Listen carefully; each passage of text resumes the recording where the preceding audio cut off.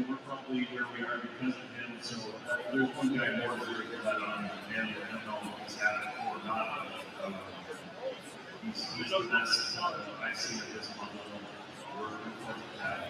And the first time we were there, going head to head against the Gladiators, the middle game of the 3-game set. How do you approach tonight's game? Yeah, just staying in the moment for us, not looking too far ahead, and just understanding that we get that message hasn't really changed since the start of the year. You can't change now. We're still tweaking small things and finding line chemistry and whatnot. So I think there's lots to play for myself. We need to be sure of ourselves, confident, and prepared for a game. One guy who certainly confident on Wednesday was Logan Kennedy. The hat-trick performance. It was his second hat-trick of the year, and he was just dynamite on Wednesday. He was. He's had a little bit of a dry spell here recently. It was kind of a fun moment on the bench. He came back and getting a breakaway he did score on, and he just kind of let me pressure to go on the bench. And we kind of talked and said, listen, we'll double down here after quick. He went out there and he did, and it's a couple of really nice goals. Just nice to see somebody starting to come out of his dry spell for us, and just think they do well for us. Or two thanks. And that's the head coach of the general manager of the Florida Everblades right now. And straight ahead, it's the Gladiators and the Everblades here at Ritz Arena.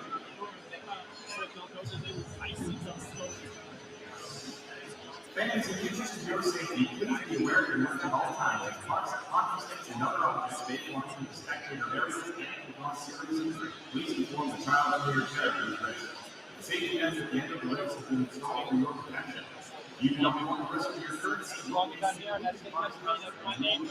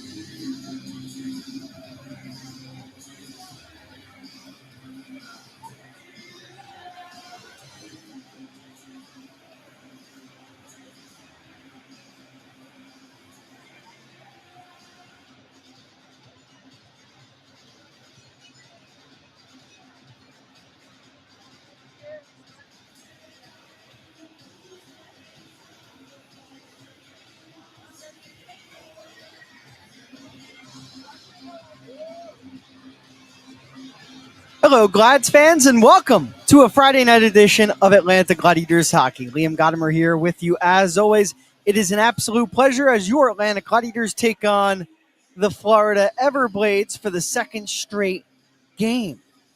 The Gladiators, with only 3 games remaining, including tonight in the 2024-25 regular season. They had a great start to their last game against the Everblades, looking to snap a 12-game losing streak head-to-head against their division rivals. But 2 goals to begin the hockey game would not be enough as Florida stormed back for 5 straight. I've got the highlights in just a moment, but before we get there, Atlanta enters tonight's game with a record of 28-32-7-2 for 65 points. I'll have the South Division standings in a bit as well, while Florida 47-15-7-1, still with a glimmer of hope in terms of winning the South Division title, but they need wins, and they need to win out in terms of the regular season schedule. The Gladiators could have something to say about that. But before tonight's game, which the puck drops in just over 10 minutes, let's take you back to Wednesday night when Atlanta fell 5-2. Everblades back to even strength, but this unit's still tired here. A shot from Hansel goes off of the end boards. Here's a chance out in front. Oh, score! It's 1-0. Alex Young roofs it over Johnson. He just outweighted number 33 and went top shelf. For Young, that's his 13th and his 30th point.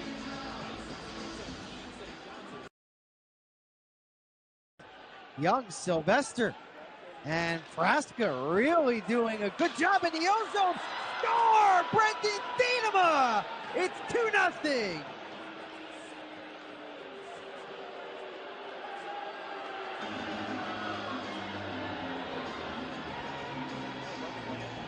Dinema forces goal number 2 into the net.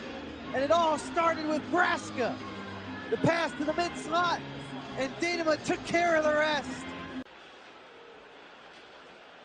And you ask why he doesn't move up? Well, sometimes you're in such a good situation that Landon is scored, and it's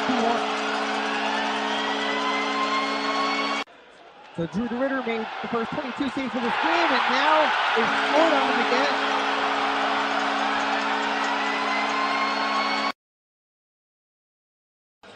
Landon again, right circle. Those seam passes not missing right now. Another one, score! Face-off win, but the Everblades get to it at the line. Spilling down is Hosang, shot to the empty net. That's goal.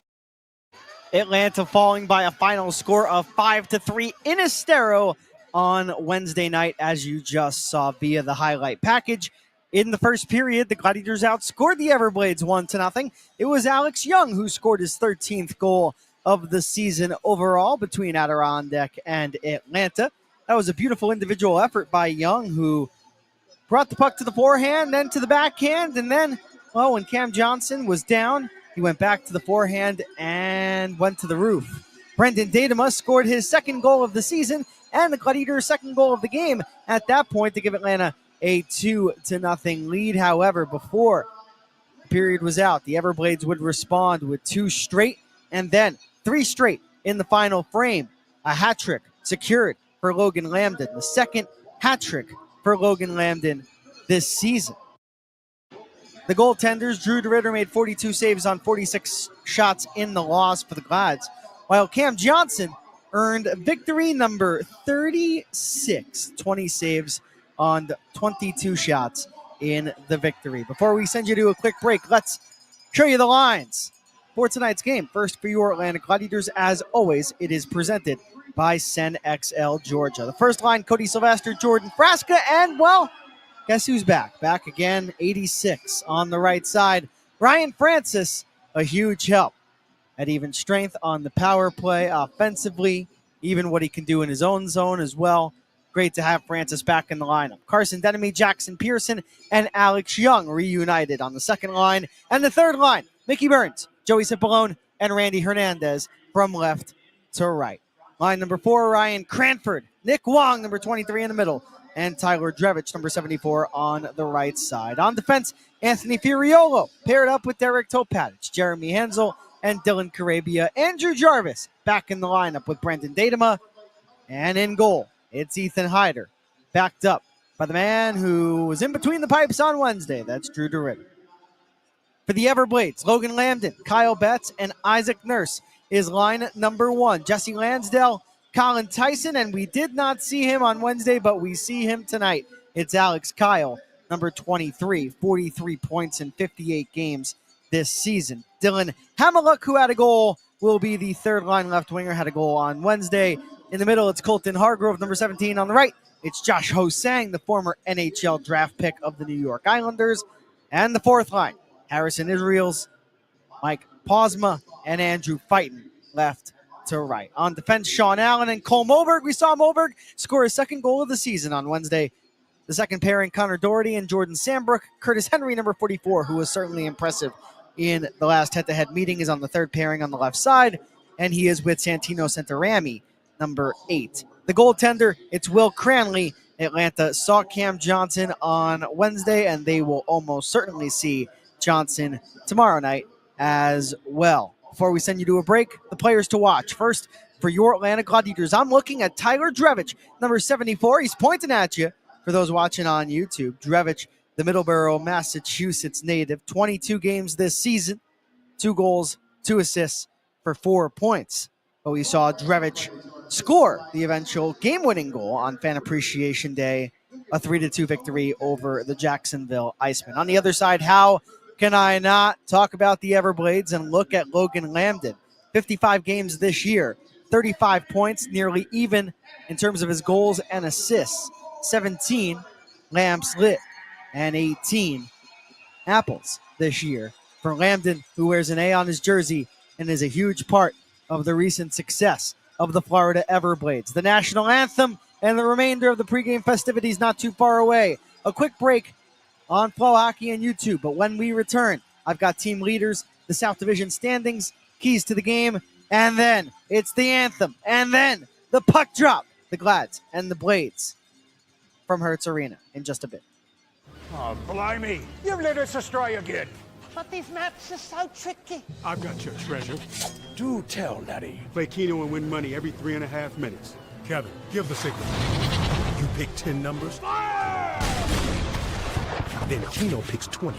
The more we be matching, The more we be winning! Ah! And now we feast! Or not. Win up to $100,000 every 3.5 minutes playing. The Atlanta Gladiators know that to perform at our best, we need to fuel our body the right way, and that's why we love Jason's Deli.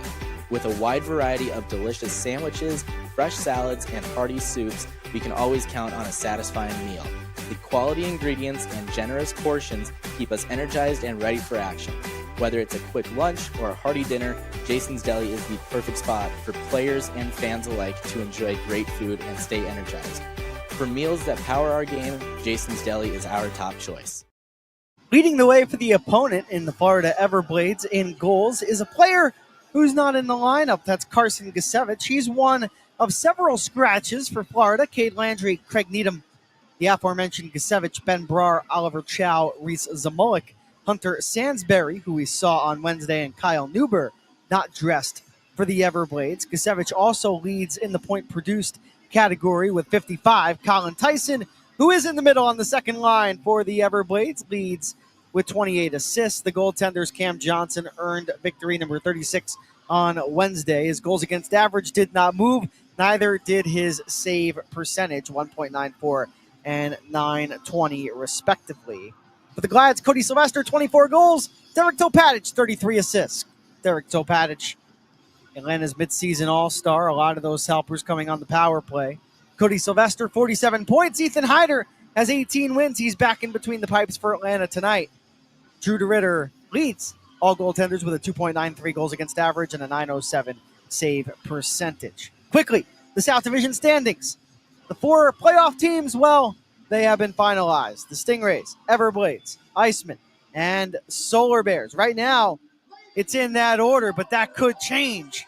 Florida 3 points behind the South Carolina Stingrays entering play tonight. Atlanta tied with Savannah with 65 points, and Greenville in that final 7th spot with 60 points. Before we get to the national anthem, which is under 30 seconds away, Liam's keys to the game. Number 1, clog the neutral zone. The Everblades were having their way with the Gladiators on the rush on Wednesday. Need to change that. Number 2, put the pressure on Will Cranley. Will Cranley, a goaltender who's having a nice year, goals against average under 3 and a save percentage just under 900. 2 shutouts on the season. But as is the case with every goaltender, gets better as the game moves along and the more saves that he makes. So if you can get to him early, that will bode well for Atlanta. And the third and final key, still an opportunity to spoil the party. As I mentioned, the Everblades 3 points behind the South Carolina Stingrays. Atlanta can make it impossible for Florida to claim the South Division title with a win tonight. That's all you need to know. With that, the national anthem coming up in just under 60 seconds. Stick with us on Flow Hockey and YouTube. Puck drop, less than 5 minutes away.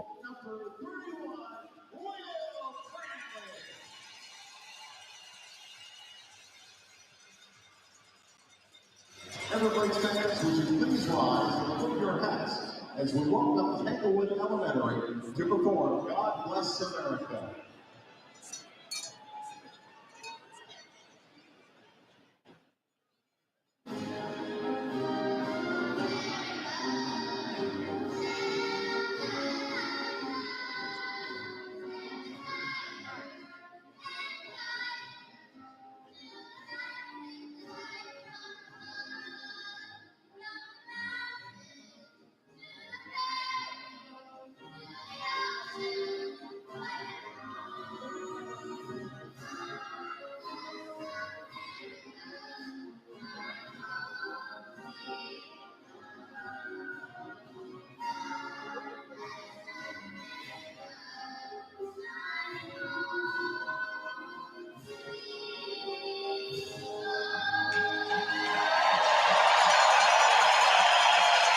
boys and girls from Tanglewood Elementary. Thank you so much, everyone.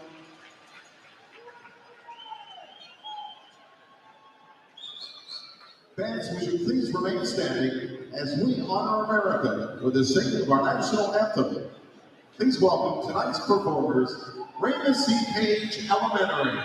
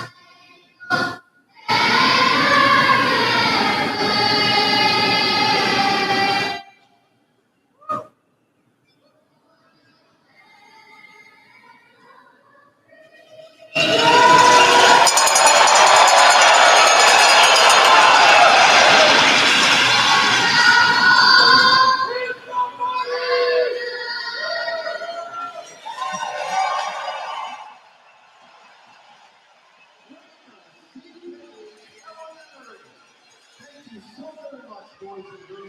Wonderful job.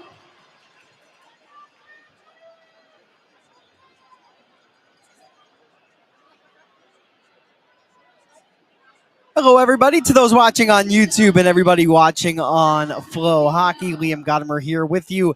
As always, it's an absolute pleasure. 20 minutes on the clock. That hockey about to be done from Estero and Hertz Arena. Atlanta playing their 70th game of the season. Enters 28-32, 7-2.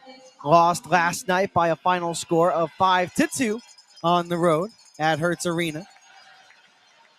The Everblades playing in their 71st game of the campaign, 47-15, 7-1. 102 points.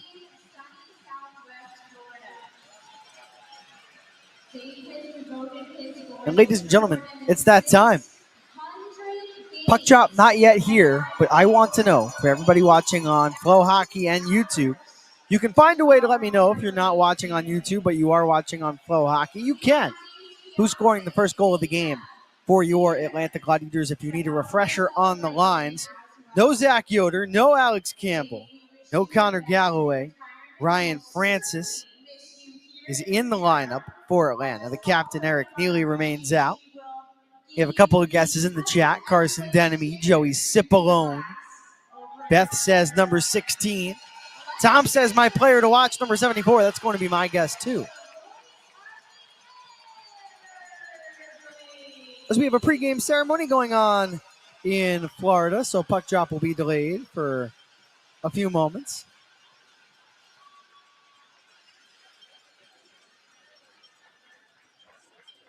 Got Jackson Pearson, Alex Young, Cody Sylvester. For the Everblades, it's mostly the same lineup.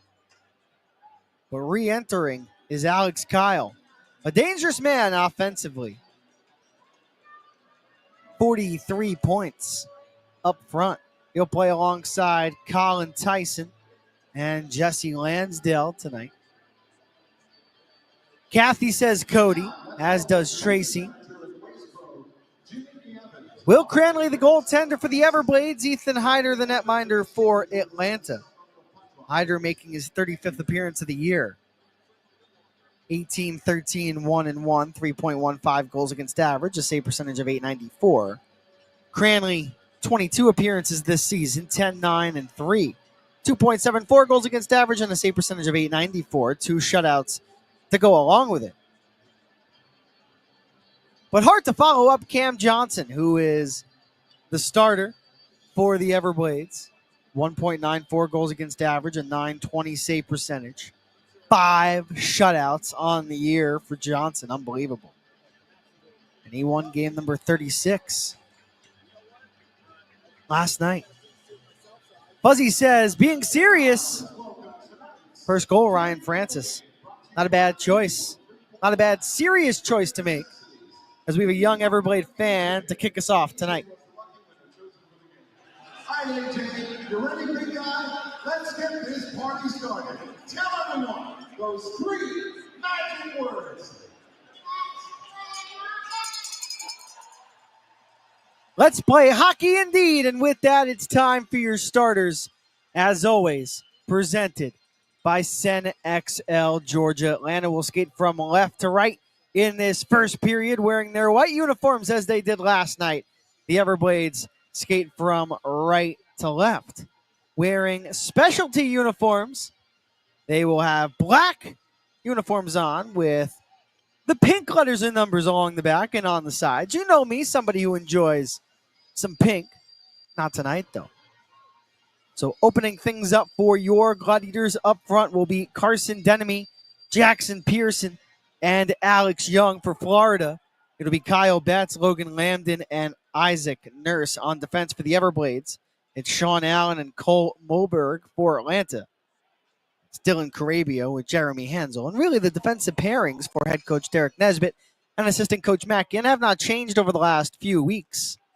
It's good to find consistency all throughout the lineup, as Atlanta with the puck in the offensive zone here. But at the left point, they weren't able to handle it.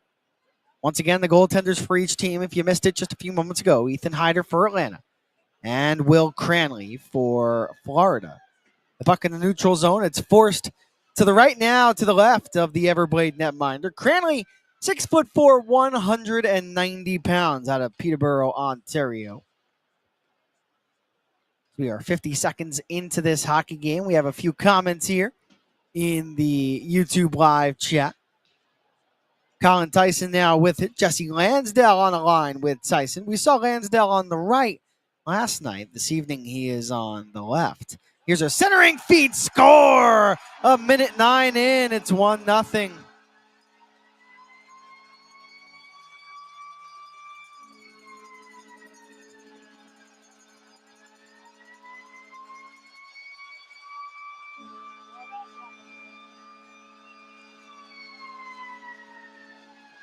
And I told you all about how dangerous Alex Kyle is, and he finds some open ice right in front of Ethan Hyder. It does not miss. So it's 1-0 Florida. The goal once again comes 69 seconds into the game. But it's great to have such fan support in the YouTube chat. Love to see it. Atlanta looking to get the goal right back. A one-timer from Furiolo. Might have been kicked away by Cranley. As center Ramy looks to clear. He wears number 8 for Florida. From right to left, they'll dump it down. And Ethan Hyder calls for an icing, and an icing he will get at 139.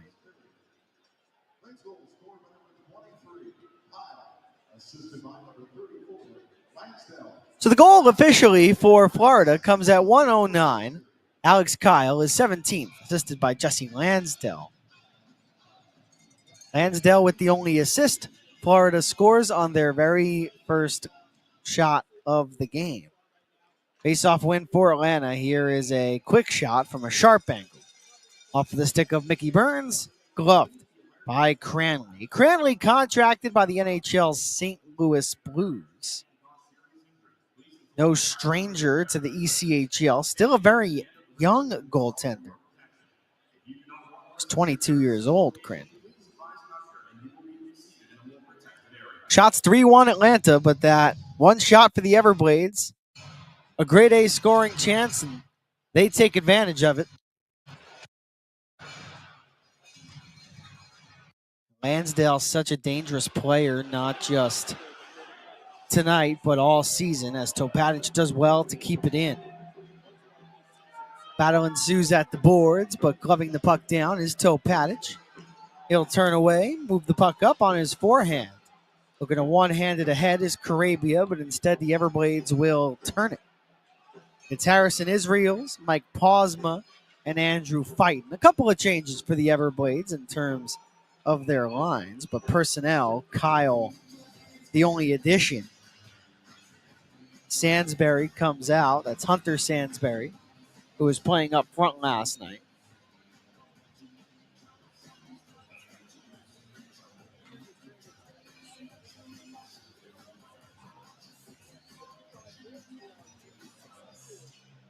So it's 1-0 Florida. Face off outside of the Atlanta blue line. I'll tell you, these pink jerseys are pretty neat. Here's a shot from the line. That's a save made by Hyder. It's good to get that first one out of the way. 2:25 into the game.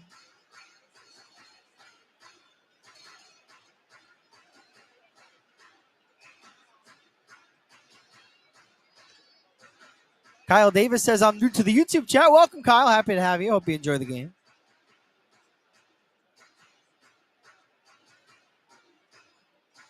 Kyle Betts and Jackson Pearson on the draw. It's controlled by Florida again. And really the face-offs were an area on Wednesday that the Everblades really controlled. And that will lead to scoring chances as we have an offsides on the other end of the ice on Atlanta. So we have a draw to come outside of the Everblade end.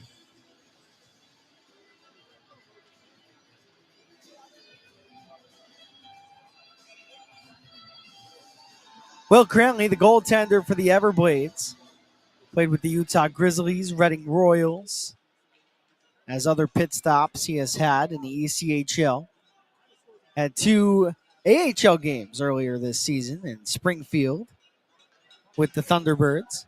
Again, a part of that affiliation pipeline between Florida, Springfield, and St. Louis, as we have an icing, a Sun XL icing on the Everblades.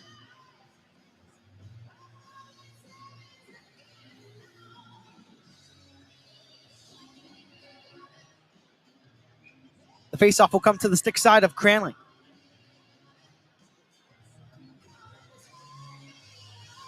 Florida, 47 wins this season, 24 of them on home ice. And what's so impressive about that? Well, the other 23 wins on the road. Just as good as they are at Hertz Arena as they are elsewhere. Right now they have the puck right next to the Atlanta bench, looking to drive down the boards. Was an Everblade blue liner, but he loses an edge in the neutral zone. Draws some oohs and ahs from the crowd. Nobody from the Gladiators there to make Florida pay for the mistake. So Atlanta will glove the puck down to themselves in their own zone. 4 players back inside of their own territory for the Gladiators. Now the 2 forwards will move up into the neutral zone. Hansel and Datema will play catch with one another. Looking for the tip is Sylvester. He'll try to one-hand it north, but he cannot. And now Alex Kyle, as he searches for 2. He'll drop it back for a line mate. That was Tyson. And he missed well, wide and high, past Hyder's glove hand. If you're just joining us, we are 3:55 into the first period. Florida has a 1-0 lead. Alex Kyle, his 17th goal of the year. Moving the puck into the far corner are the Gladiators. Finishing his forecheck is Sylvester.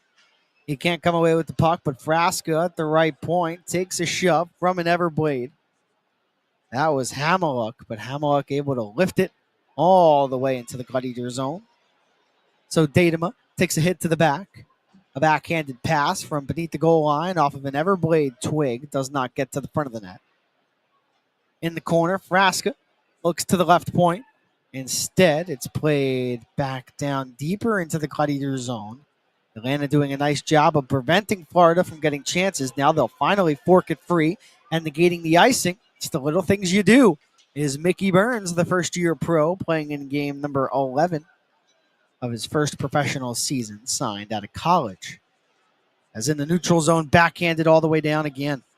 5 minutes into this first period, shots 3-2 Atlanta. Gladiators, like they had last night, a good start. But this time, the Everblades not wasting any time getting on the board.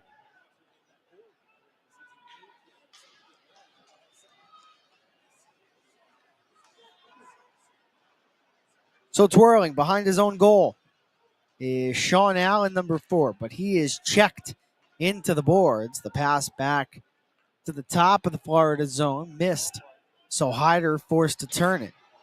Furiolo takes a hit as he passes the puck to Topatic. Up the near wall, Cranford will tip it in. Behind the goal in the trapezoid, Moberg holds on to it. He leaves it off. For a forward, and streaking out through center is Hosang. He's on the line with Hargrove and Hamiluk, but it's Lambden here in the corner. Lambden is hit, and now Tyler Drevich will begin the exit for the Gladiators. Drevich with it. He'll get some air under it. All the way down it goes. Curtis Henry has the puck for Florida. Henry, number 44, had an impressive game on Wednesday. He'll find Lambden, who found nothing but the back of the net on Wednesday, a hat trick, his second of the season.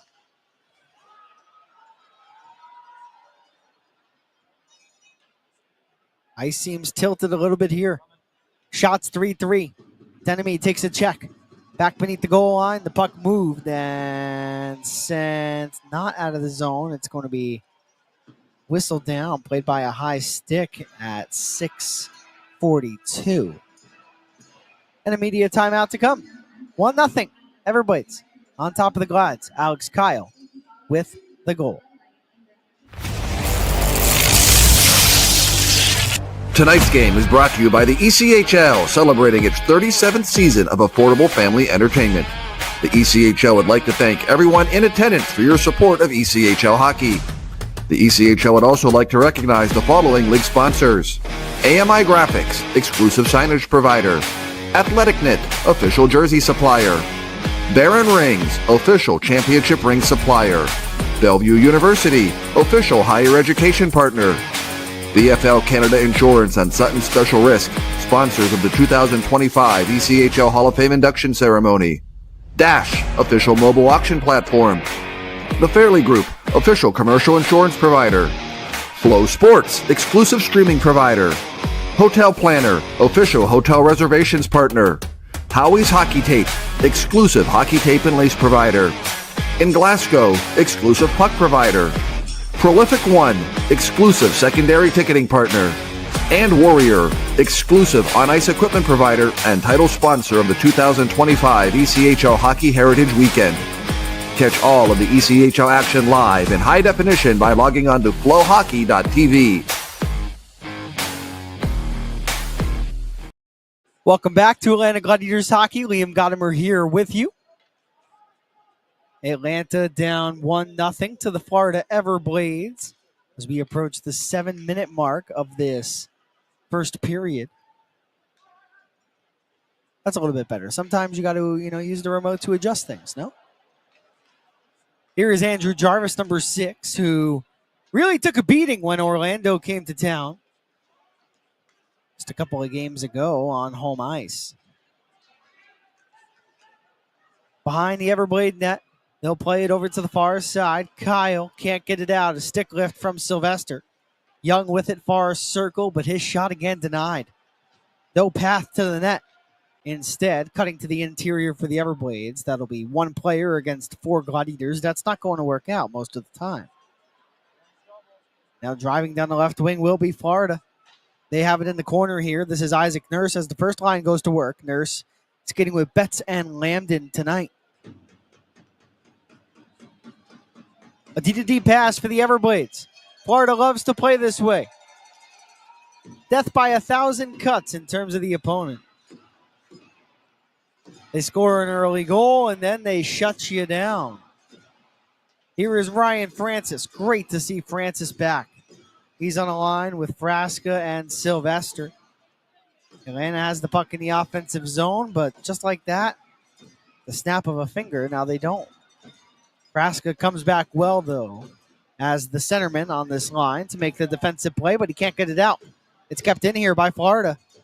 This is a pirouette at the left point from Moberg. He'll swing it diagonally for Hammerluck, who shoots, and the save into the breadbasket by Ethan Hyder. Keep your eyes open for the chip cookies first puck in the stands. When the puck comes into the stands, look out the bottom. If you see the Yes, so Tom, you asked me last game and I did not tell you. So, my favorite goal of the season. Now, everybody has a favorite goal for a different reason, whether it's your favorite player, whether you were there that game, perhaps, if you're a fan. But for me, and I can't recall if this was exactly the game. I think it is, but before tomorrow night, I will confirm if this was the game. Atlanta was riding a 5-game winning streak, and actually I'm going to take you back to that 5-game winning streak during the second intermission. All 5 victories, but the streak actually ended with a 7-2 loss on home ice against the Jacksonville Icemen, and Michael Marchesant scored a goal that night that was absolutely beautiful. And why do I like it? Well, it's one of my favorite calls of the year. But Michael Marchesant with a top shelf snipe that night. And Atlanta lost by 5 goals, but that's my favorite goal of the year. We have a delayed penalty on the play, and it's on Atlanta. But you tell me in the chat, what's your favorite goal of the year? I want to know. And why?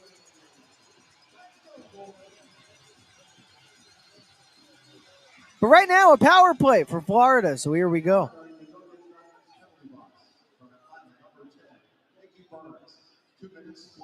So Mickey Burns gets a 2-minute minor for a slash. We are 8:55 into the hockey game.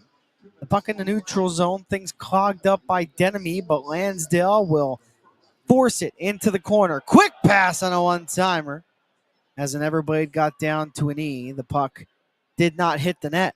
That was Logan Lambden, who had 3 goals last night. Diving down to the ice is an Everblade at the goal line. One-handing the puck is Tyson into the dot. It's played back for Tyson at the top. But the Blades unable to keep it in. So they'll be forced to re-enter. They fumble the puck again at the blue line. Terrific work, short-handed by, I believe, that was Brendan Datema, who is waiting at the defensive line. Now another neutral zone takeaway. This time it's Cranford who shoots on Cranley, and he missed the net. Everblades with it at the wall. It's moved over to the far side, the neutral zone, right next to the Florida bench, and forced into the near corner to the left of Cranley.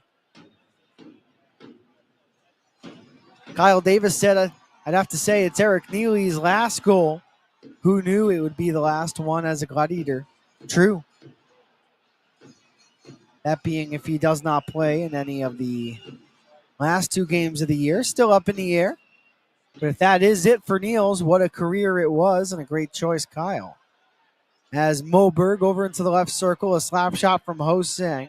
That was a quick ripper, blocked in front. Ho-Sang will get it back, but Cranford interrupted his pass across the ice. So Moberg forced to retrieve and go back into his own zone. And that'll just about do it for the Everblade power play. They have 2 seconds left. They'll walk right into the attacking end.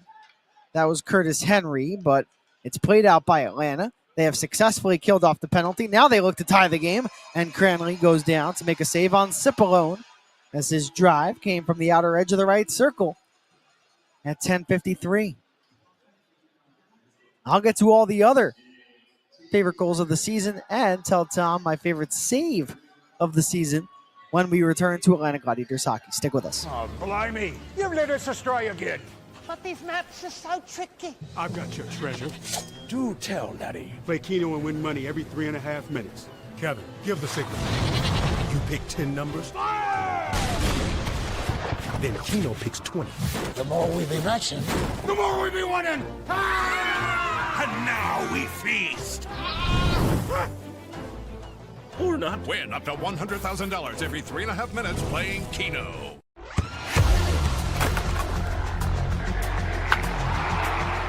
We all have goals. But let's be honest. Most of us aren't going to be professional athletes. But if your goal is to finish your degree, we can help. Come to a university that puts your goals first. Bellevue University, your partner in finishing goals. 9:07 to go in the first period. Liam Gotimer here with you on Flow Hockey and YouTube. 3 games left, including tonight in the 2024-25 regular season. Of course, we'll have tomorrow, Florida and Atlanta. And then Sunday evening, Atlanta and Savannah. That's a makeup game from earlier in the year. Too much snow in the heart of downtown Savannah. We had to reschedule the game, and as a result, it's on the final day of the regular season as we have another stoppage. And do we have another penalty here? That's the linesman blowing the play dead, so no, we do not. So, back to the chat. Tom McLaughlin says, my favorite was Blake Murray on opening night. Great win, great goal right in front of me. I think Sylvester had the only goal on opening night. Are you talking about the second game? Maybe the 3-0 win Atlanta had against Indy? Fuzzy says, any game-winning goal is my favorite. You know, we were just talking about Kyle Davis's choice and Eric Neely. Neely had a nifty game-winning goal against Greenville earlier this year. Sylvester shoots. He misses the net. Vraska behind the goal. Vraska will turn, shoot, and Cranley makes the save. He did not have the puck, but he gets the benefit of the whistle.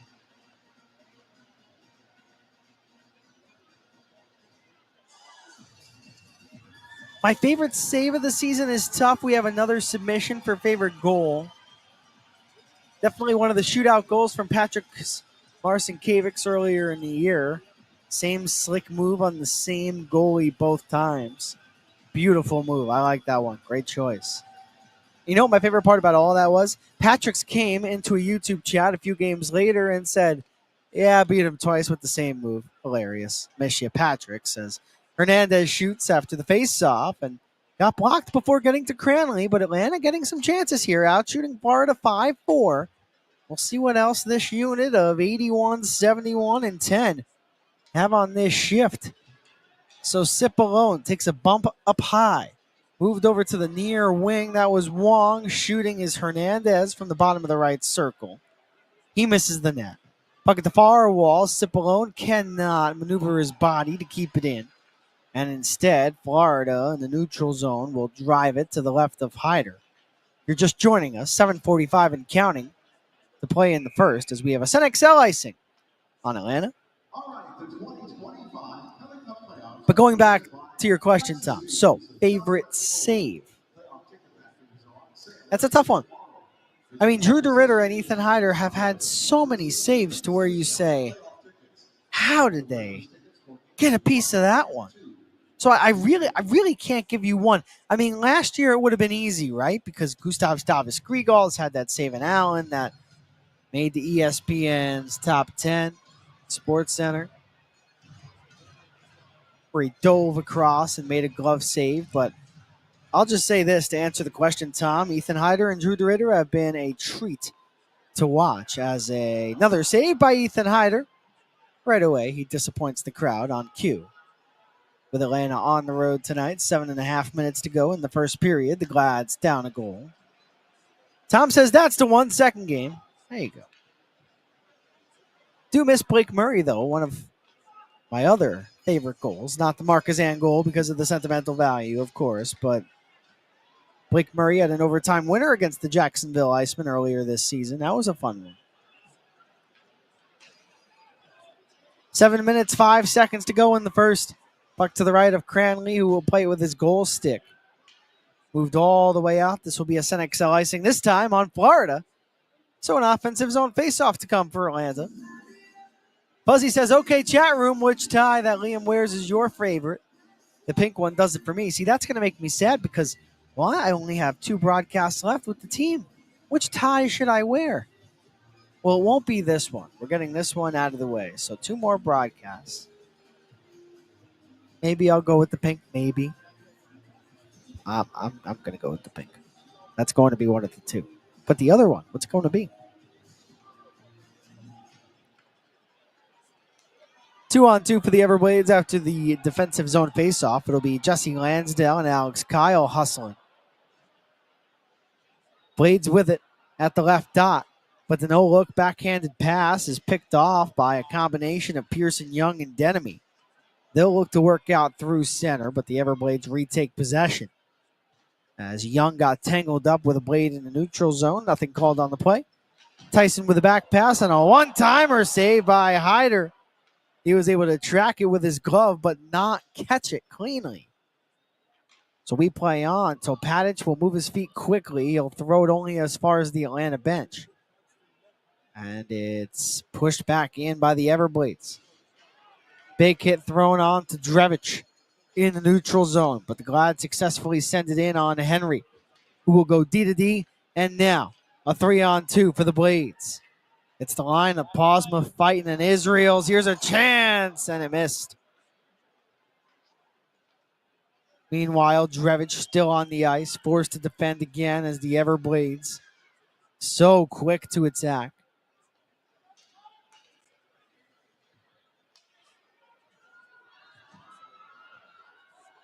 Yes, I did steal a tie from Jared. I do kind of have to wear that one, don't I? Did he call me out for it in the YouTube chat? Got to look away from the game. I can.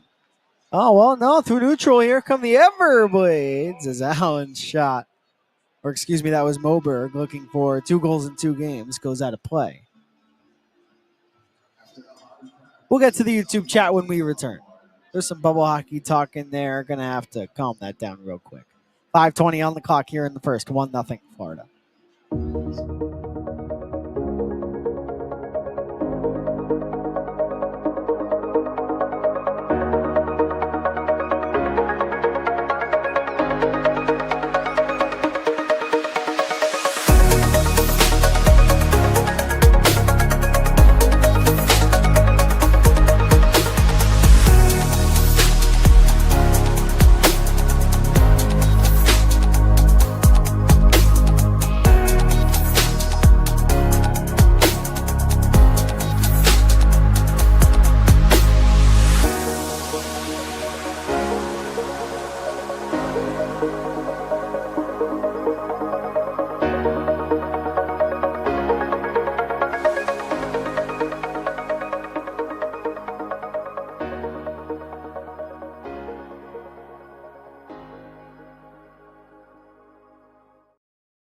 One nothing Everblades as we return to Atlanta Gladiators hockey. 5:20 on the clock in the first period. 12 combined shots in the frame. 6 for one team, 6 for the other. 5 saves on 6 shots for Ethan Hyder. 6 saves on 6 shots for Will Cranley. Kathy says, we will miss you. You do a great job. Thank you so much, Kathy. But really all the thanks goes to all of you. It does not go to me. I get to do this as a job. You guys all tune in, and it's really been a lot of fun over the last 2.5 years, and I'm going to miss you all very much. Here is Dylan Carabia in his own zone to the left of Ethan Hyder. That's right, if you did miss it on Fan Appreciation Day, as the Everblades score.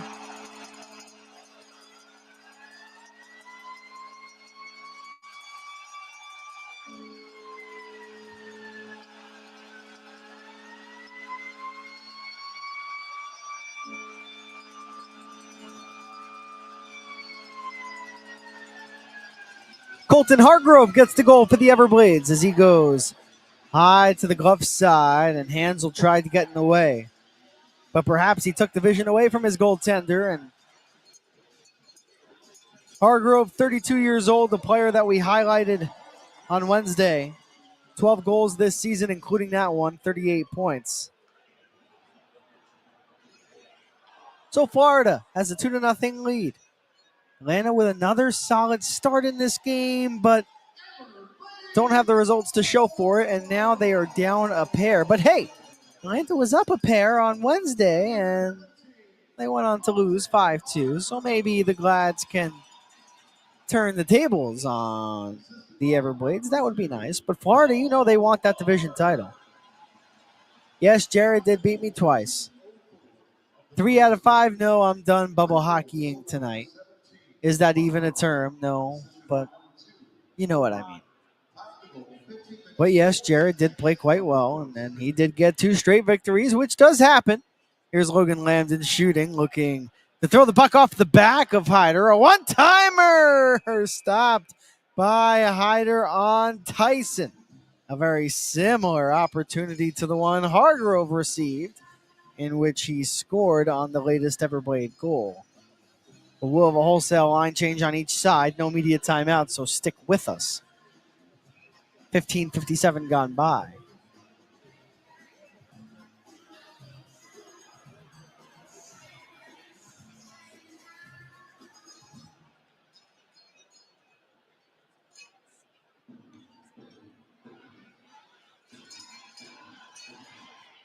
Here is Derek Topatic inside of his own zone. He'll stretch it ahead.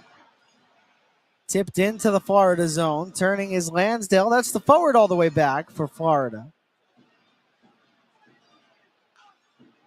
And now they'll weave in over the attacking line. The pass for Tyson is taken away by the Glads. So Jackson Pearson, number 19, will shovel it north. Cranley stops a rolling puck down with his goal stick. The attempted exit is clean. Fiorillo will punch it right back in, so Cranley comes out of his net, but right now it's Cranley and 3 Everblades. 4 Everblades now. 1 forechecker for Atlanta. That's Wong. Good job clogging up the neutral zone by the Gladiators, but they can't do it twice. As Florida will move it into the near corner. Hit thrown onto Hansel as he ties up his man into the backboards. We have a delayed penalty. And it will be on Florida. And it will be for a board. The Everblades fans confused because they had the puck in the attacking zone, but it will be a member of the home side going to the box. So Atlanta down 2 goals, have an opportunity to slice that deficit straight in half as Posma goes to the box.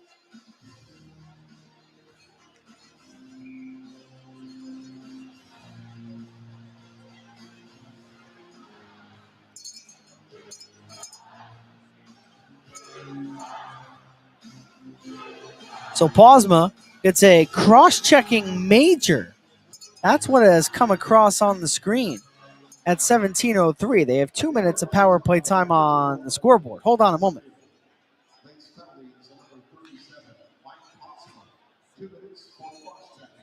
A mistake by the office officials in Florida. Not a 5-minute major. That is a 2-minute minor. They will have that changed in just a minute. But it's 2 minutes for cross-checking at 17:03. Here's a chance for the Glads. It's Francis.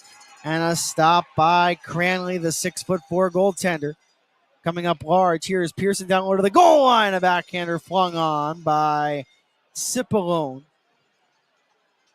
Sylvester takes a hit. He'll move it into the right wing corner. Here's a one-timer, Topatic. Another stop by Cranley, despite a Gladiator coming in front. So here is Sylvester at the wall. Quick pass on the forehand for Topatic. Keeping it moving is Francis. A one-timer in the bumper, fanned on. Here's Topatic with a blast. That goes high. Topatic retrieves halfway through this power play. 1:53 and counting to go in the first period. Here is a quick chance from the left circle. That was a look to the net, but a pass to the right. It deflects to Sylvester, who has the puck in the right wing corner to the top. Topatic to the net. Cipollone was there, but he wasn't in front of the Florida goaltender. Here is Francis. He's all tied up at the blue line, and it's dumped out. Hyder has a choice to make. Does he back up or go for the puck? He was 50-50 on it for a moment, but with 85 seconds to go in the period and under 30 seconds to go in the power play, he'll back up and go for the safe play. This is an eco-electric power play, by the way, as always. So Atlanta will wheel in their own zone. New unit on, Jeremy Hansel. He'll hustle after the biscuit. Hansel falls down, moved over to the far corner. Wong down to the goal line. Played back for Wong. 1 second to go on the power play. Wong with it again. Played down low, trying to stuff it in. Is Young, a backhander by Hansel. Misses the net. 48 seconds to go in the period. A one-time blast. Hits an Everblade. And Florida will get the exit after a block shot. And now this might be a scoring opportunity, but a good job by Furiolo to get his stick in the passing lane with under 40 seconds to go in the period. Shots 8-7 Florida. Goals 2-0 Florida. Under 30 seconds to play in the first.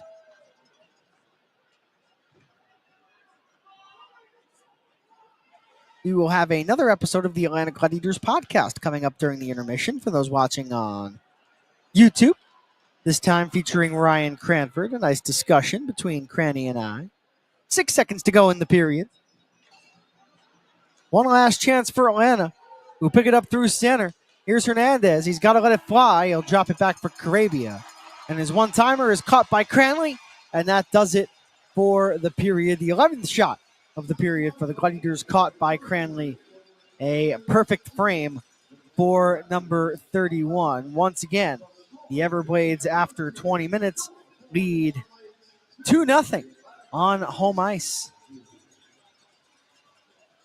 Before we take you to the Atlanta Gladiators podcast, and before that, a recap of the opening frame, a quick break. We'll be right back to Atlanta Gladiators hockey. Tonight's game is brought to you by the ECHL, celebrating its 37th season of affordable family entertainment. The ECHL would like to thank everyone in attendance for your support of ECHL hockey. The ECHL would also like to recognize the following league sponsors: AMI Graphics, exclusive signage provider; Athletic Knit, official jersey supplier; Baron Rings, official championship ring supplier; Bellevue University, official higher education partner; VFL Canada Insurance and Sutton Special Risk, sponsors of the 2025 ECHL Hall of Fame induction ceremony; Dash, official mobile auction platform; The Fairley Group, official commercial insurance provider; Flow Sports, exclusive streaming provider; Hotel Planner, official hotel reservations partner; Howie's Hockey Tape, exclusive hockey tape and lace provider; In Glasgow, exclusive puck provider; Prolific One, exclusive secondary ticketing partner; and Warrior, exclusive on-ice equipment provider and title sponsor of the 2025 ECHL Hockey Heritage Weekend. Catch all of the ECHL action live in high definition by logging on to flowhockey.tv.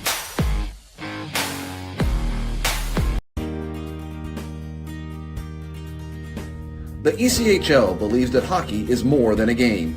It's an opportunity, a chance to connect, a chance to embrace our differences, and a chance to bring our communities together, creating teamwork, memories, and a lasting bond along the way. When it comes to hockey, no matter how it's played, we do it together.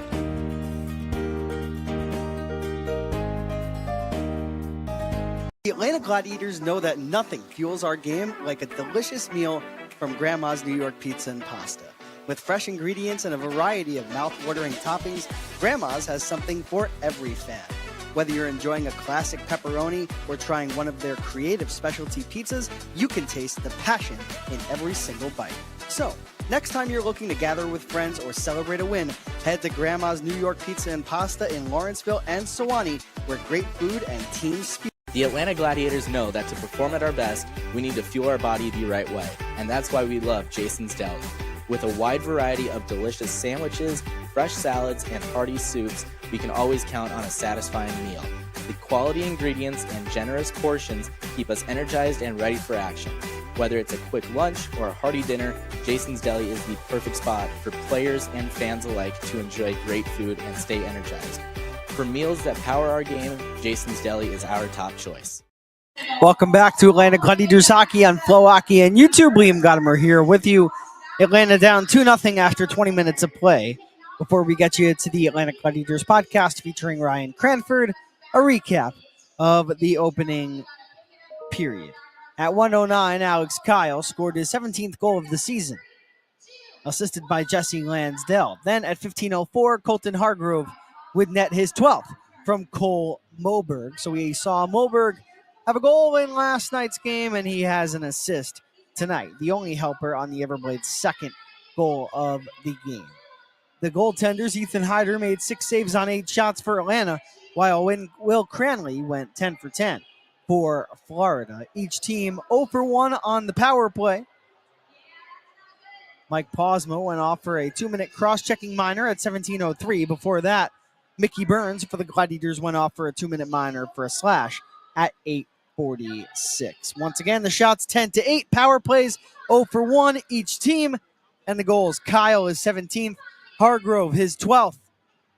Atlanta with work to do, but still in this hockey game, 40 minutes left to play. With that, let's take you to the Atlanta Gladiators podcast featuring number 21, Ryan Cranford. Here comes Scarfo with a head of steam, fires one on high over Harmon. To the line, it's long. One-timer, Vecchio got blocked by Ryan Cranford. Cranford's on it. He's going to try to walk in all alone. He does to the backhand. He scores! Hello, Glads fans, and welcome back to the Atlanta Gladiators podcast. My name is Liam Gotimer. I am your host and the Director of Broadcasting and Communications for the club.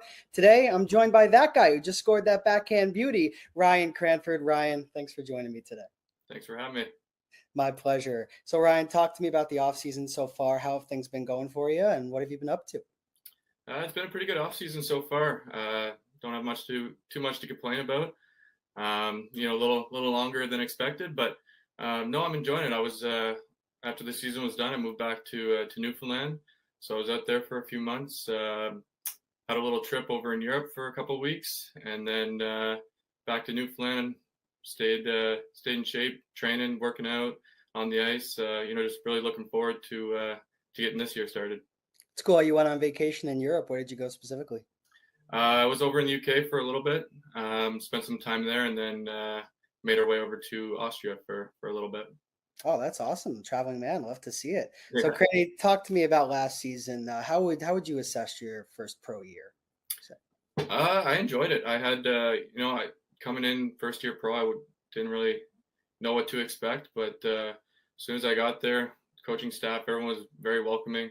And then, as the season went on, I really started to really love Atlanta and, the organization and everything that came along with it, the fans, the arena, everything like that. Obviously, we got off to a really good start last year, and then, struggled throughout the year after that. But I think it was a really good growing year for me. I really enjoyed, my first year being in Atlanta.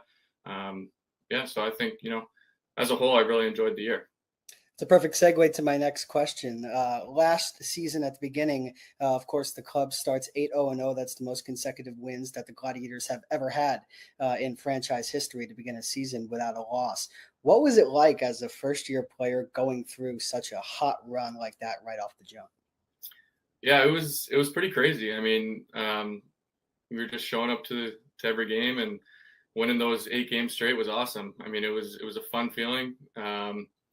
We kind of felt unstoppable at that point. But it was good to experience that. But obviously every year you go through highs and lows. So hopefully we can keep the winning more consistent this year. For sure. Not only were you a first-year pro last year, but you played under a first-year head coach in Derek Nesbitt. What was it like playing under Nezzy in year one? It was great. I mean, Nezzy's he's got a lot of experience playing hockey. He's a very knowledgeable guy. He knows a lot of stuff about a lot of stuff about the game. So, I mean, he's an easy guy to talk to, especially for me coming in as a first-year pro. It was easy for me to kind of lean on him and ask some questions, and for him to give me some pointers and stuff like that. So, I'm really looking forward to me being a second-year player and him being a second-year coach. And what were the conversations like between you and Nezzy after the regular season had concluded this offseason? It was good. I mean, we just kind of briefly talked about the year, about my season personally, and then, some stuff about maybe some stuff that I can improve on throughout the summer, and just, really looking at things I can work on for this upcoming year. At the beginning of the podcast, I played a backhand beauty from you against the Savannah Ghost Pirates in the Battle of Georgia. I'm wondering, is there one goal from last season that stands out as most memorable to you? Yeah, that one would probably stand out. That one felt pretty good. But I mean, I feel like I got to go with my first pro goal in South Carolina. To get that one out of the way was awesome, and it's one that I'll never forget. So yeah. Was that Marshy who fed you there in front of the net in SoCo? Yeah, exactly. I remember that one. That was a good Yeah, one. yeah. So on the note of Marshy, he and Jackson Pearson, of course, also re-up with the Gladiators for a year or two. What kind of camaraderie were you able to create with those two guys? Of course, all three of you being in the same position at the start of the year. Yeah, it's been great. I mean, I got pretty close with both those guys throughout last year, and seeing them come back for another year is really exciting. And I think, kind of they're in the same position as me, where they were both first year guys last year, and we kind of have a lot of room to grow, especially coming in as a second year. So I'm really excited for both those guys to be coming back as well. Earlier this offseason, the Gladiators bring in the EIHL Coach of the Year for 2023-24 as an assistant. Of course, former Gladiator goaltender Matt Ginn. Have you had any conversations with Matt? What was your knowledge of him prior to him joining the Glads? Yeah, I spoke with him a little bit over text when we were made aware that he had signed as an assistant coach. Yeah, seems like a great addition for us. Obviously, Nezzy being our head coach is great, but obviously having a guy like that with some great experience, having both those guys as your coaches is something that you really look forward to as a player. Of course, Ryan, the Gladiators were a really young team all throughout last year. But on the topic of assistant coach, Eric Neely, who was an assistant coach last year, comes out of retirement and is going to join the forward group for this upcoming season. How big of a boost is that to what is going to be another young group of players to have a veteran player like Niels back in the locker room? Yeah, it's awesome. I mean, it was great having Niels around last year as an assistant coach. I never got the chance to play with him.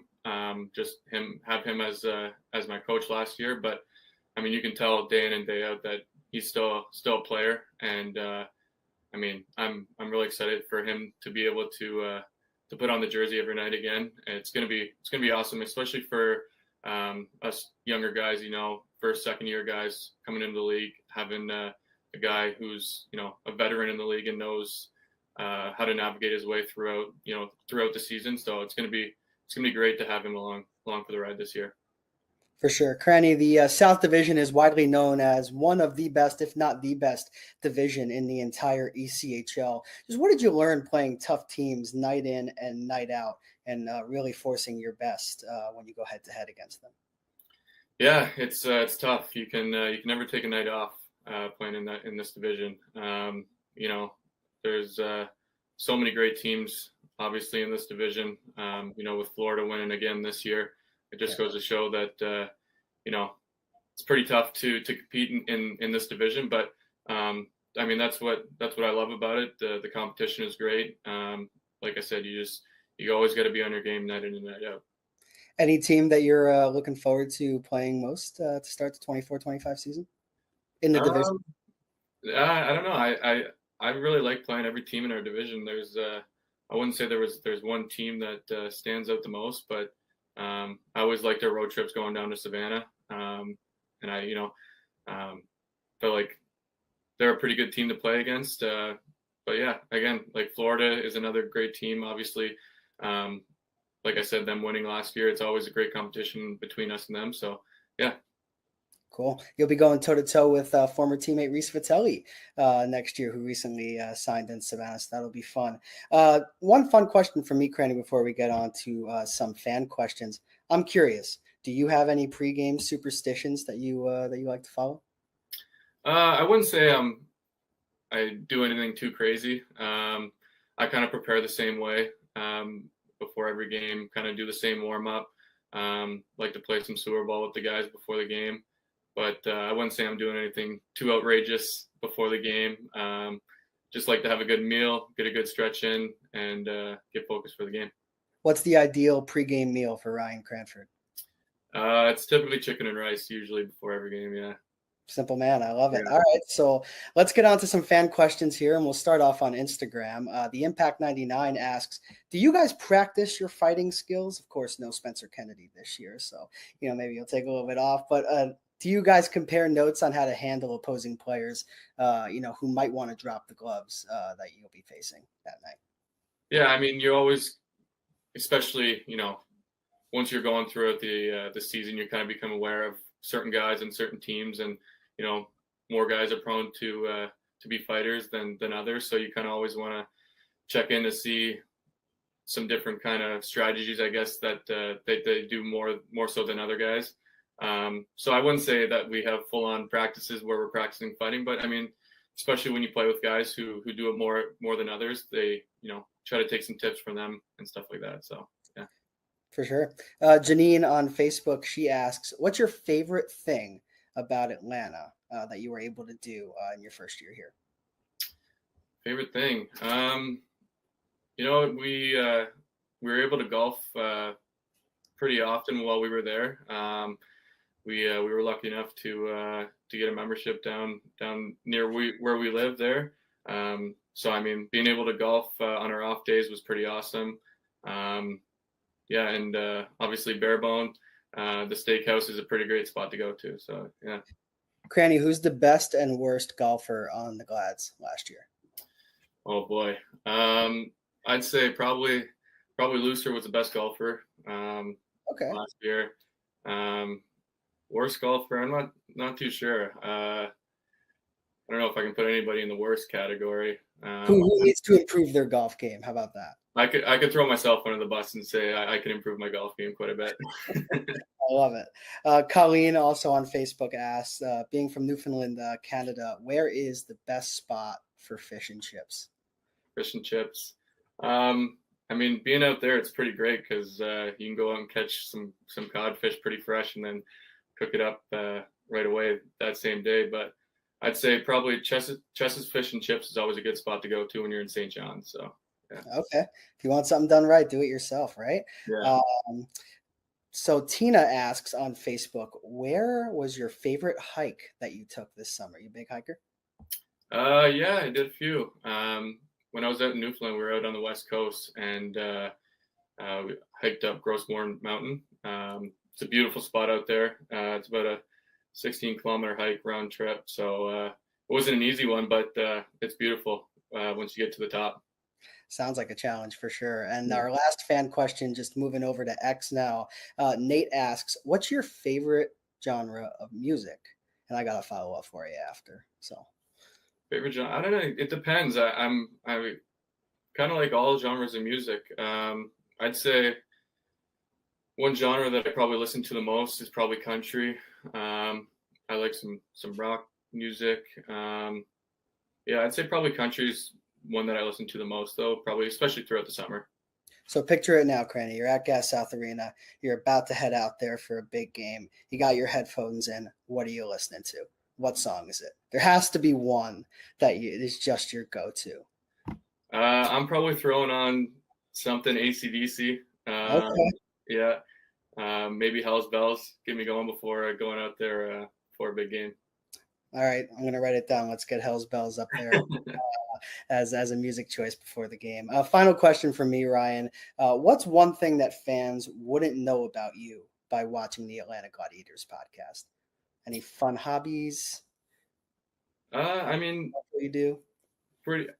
I wouldn't say I do anything too special other than, playing hockey, but no, especially like this past summer, like I said, I like going doing a lot of outdoorsy things, especially being from Newfoundland. Going out and cod fishing is something that I love to do. Going on some nice hikes and stuff like that. But yeah, I'd say just kind of being an outdoorsy kind of guy. Yeah.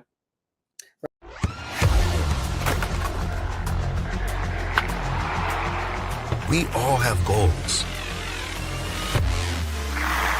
But let's be honest. Most of us aren't going to be professional athletes. But if your goal is to finish your degree, we can help. Come to a university that puts your goals first. Bellevue University, your partner in finishing goals. The ECHL believes that hockey is more than a game. It's an opportunity, a chance to connect, a chance to embrace our differences, and a chance to bring our communities together, creating teamwork, memories, and a lasting bond along the way. When it comes to hockey, no matter how it's played, we do it together.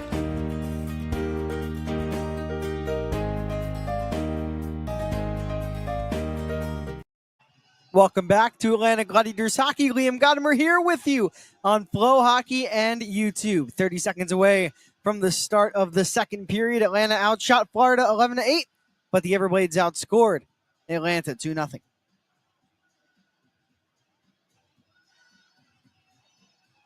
Tracy says, I hope Cranford loved our potlucks. I hope you guys loved the Atlanta Gladiators podcast during the intermission. But the potluck's absolutely amazing. I thank you guys every time I see you, but a huge thank you again. And you guys are just unbelievable. I know for a fact that our players, our staff, and everybody associated with the club appreciates what you, the Booster Club, do so much. Ryan Cranford, most definitely among them. To Atlanta, skates from right to left, Florida from left to right. Your SunXL starters presented. Oh, by SunXL, that would make sense. Atlanta will have Jackson Pearson, Carson Denemy, and Alex Young. On defense for the Gladiators, it'll be, well, once I see them, I will tell you. There they are. It's Dylan Carabia, number 27, with Jeremy Hensel. On the back end for Florida to kick things off here in the second, it's Cole Moberg and Sean Allen as a penalty taken by the Everblades 31 seconds into the period. Gladiators shoved down at the attacking blue line. Hyder was around 90% of his way to the bench in hopes of getting to the bench for an extra attacker, but there's the penalty, and it's just Allen getting tangled up with Young, and an unnecessary shove. We'll see if they get Allen for interference, roughing, or perhaps something else.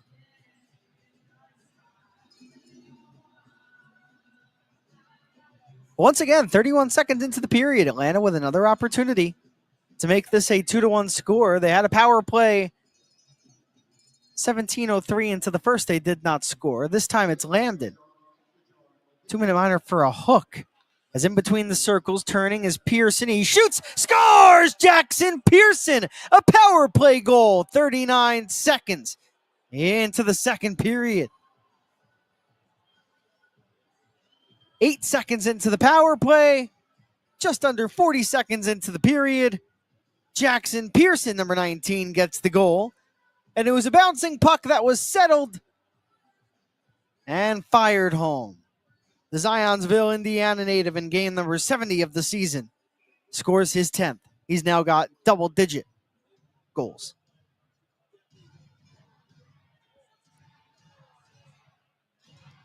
So you get an opportunity and you score. And John, congratulations. Jackson Pearson is indeed your first goal scorer of the game. And it's a power play goal. A hook from Logan Lambden, who had a hat trick on Wednesday, and the Glads take advantage. Blast from the left circle from Florida as they look to respond. The Gladiators shoved down. Didn't have the puck. That was Datema. No call. Meanwhile, Florida still with it, but they cough it up. So Frasca walks in over the line, a delayed offsides as Francis was a little overzealous. Meanwhile, on the other end, saved by Hyder as he stopped a point-blank chance from the Everblades. We are just a minute 25 into the period, but grade A scoring chances galore here. And if you missed it, Atlanta lighting the lamp on the power play.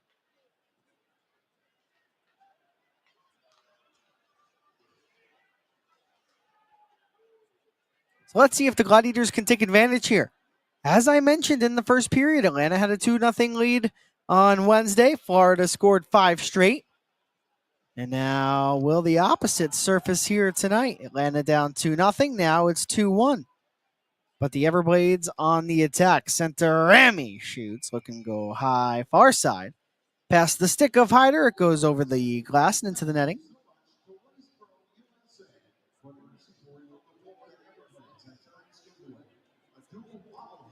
The goal officially comes at 39 seconds. It's Jackson Pearson, a power play goal, no assist. Shots 1-0 in the period. 1 goal on 1 shot. John says, I actually asked your mother who would go first, and she said Pearson, but I wrote it. Fuzzy says, Mom knows best. I'll tell you this, I am 26 years old. There has not been one moment in my life where my mom has not known the best. I'll tell you right now, listen to your parents, kids. As Florida from left to right moves it in, here's the blast from Tyson, and Hyder gets the pad to the puck. Here is Nick Wong inside of his own zone. He will lollipop it to the opposing line.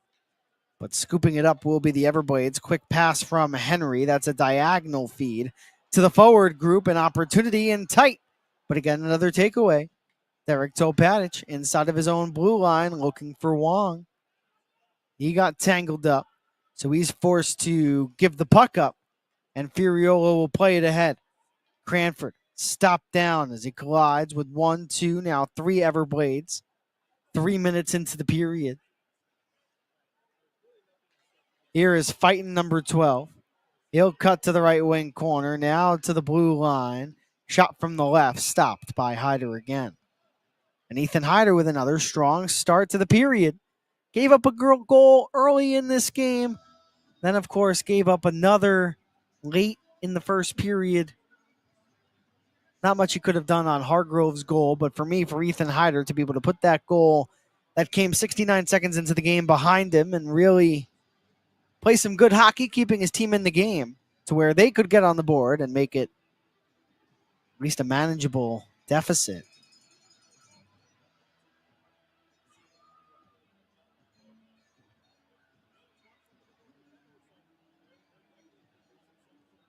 So Hansel, Denemy, Pearson, Young, and Cranford on the faceoff. That's Carabia, I should say. Carabia gets to it in the neutral zone. He'll roll it around the boards, near side of the ice, worked out to the center. Fighting overtakes. He shoots. That's waffle boarded away by Hyder. Shout out to you, Mr. Doc Emmerich.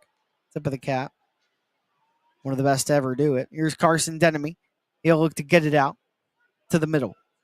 Now it ends up into the Everblade zone. As behind the net, Florida with it. Curtis Henry, number 44, the 6'2" blue liner out of Niagara Falls, Ontario. Has some support as he plays it into the Gladiator end.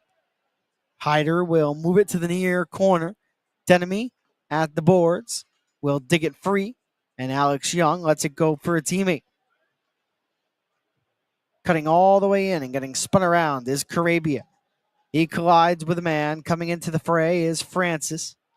Francis loses it, and now the Everblades from left to right. They'll skate in. Banked for Sambrook, who finishes his check on top of Sylvester. 4:30 into the second. Sylvester has it back here. He shoots. Glove saved by Cranley. At 5:36. Fuzzy says Emmerich was the best. Miss him during the Stanley Cup.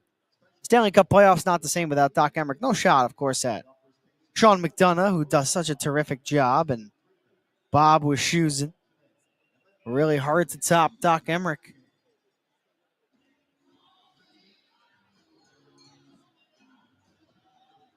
Maybe one day you'll hear me calling the Stanley Cup playoff game. Maybe. Face-off win for Atlanta, Frasca. Here is Jarvis. He'll shake and shimmy at Florida Blue. Frasca, the Brampton, Ontario native, 3 games with the Gladiators, 3 points, all assists. Atlanta still with the puck in the offensive zone. It's Frasca, Sylvester, and Francis. Sylvester keeps it in once more. Puck taken away, thrown right back into the gear of Sylvester, who is waiting at the top of the right circle in the offensive zone. But Florida will ladle it out to center. Gladiators turn it. And as I mentioned in the first, the ice tilted a little bit in favor of Florida. Now here in the second, ever since the goal, it's been tilted in the other direction. 2-1 the score. We're just past the 5-minute mark of the second period. Jackson Pearson with the tally for Atlanta. So Hyder from behind his own net. Furiola will join the play as well. As the puck to the left of Cranley. The puck worked away from 2 Gladiators, now 3. And now Florida comes in over the attacking line, but the puck left behind. And now at center, Mickey Burns has it. He'll shoot. Cranley makes the lower body save. Pushing it to the left wing corner with his paddle. Pressed up to the backboards is Cipollone. He loses it. And it's swiped over to the far wing right next to the Atlanta bench, where Topatic will lay it in deep again. Florida searching for their 48th win overall and their 25th victory on home ice. Atlanta will play against Florida tomorrow, and then Savannah on Sunday, and then that is all, folks, for the season.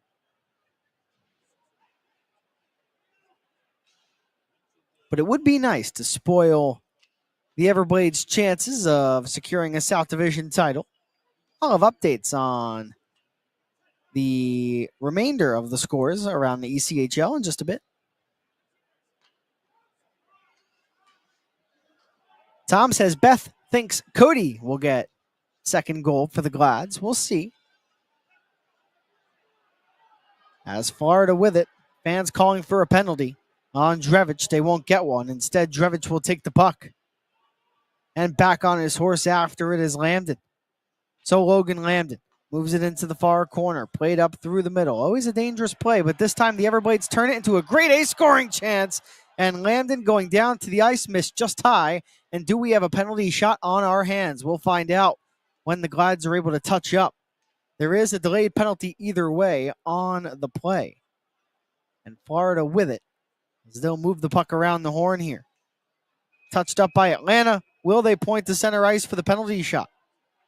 He was in the clear. And they won't call for a penalty shot. It seems like it'll just be a minor penalty.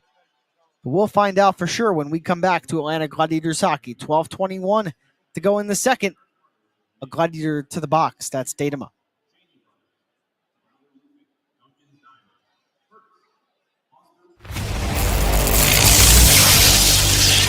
Tonight's game is brought to you by the ECHL, celebrating its 37th season of affordable family entertainment. The ECHL would like to thank everyone in attendance for your support of ECHL hockey. The ECHL would also like to recognize the following league sponsors: AMI Graphics, exclusive signage provider; AthleticKnit, official jersey supplier; Baron Rings, official championship ring supplier; Bellevue University, official higher education partner; VFL Canada Insurance and Sutton Special Risk, sponsors of the 2025 ECHL Hall of Fame induction ceremony; Dash, official mobile auction platform; The Fairley Group, official commercial insurance provider; Flow Sports, exclusive streaming provider; Hotel Planner, official hotel reservations partner; Howie's Hockey Tape, exclusive hockey tape and lace provider; In Glasgow, exclusive puck provider; Prolific One, exclusive secondary ticketing partner; and Warrior, exclusive on-ice equipment provider and title sponsor of the 2025 ECHL Hockey Heritage Weekend. Catch all of the ECHL action live in high definition by logging on to flowhockey.tv.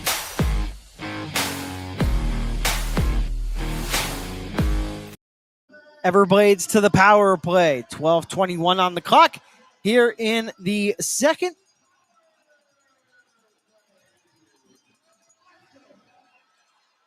And Florida to the man advantage.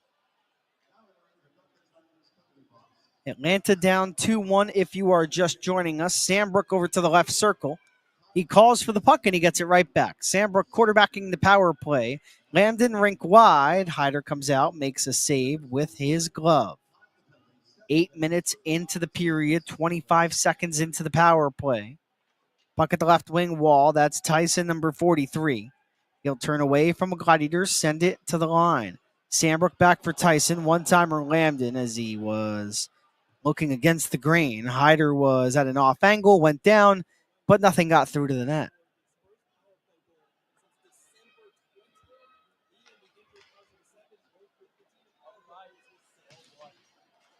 "50 seconds gone by on the power play with the Everblades take the puck in tight, and Hyder comes out to deny Lambden.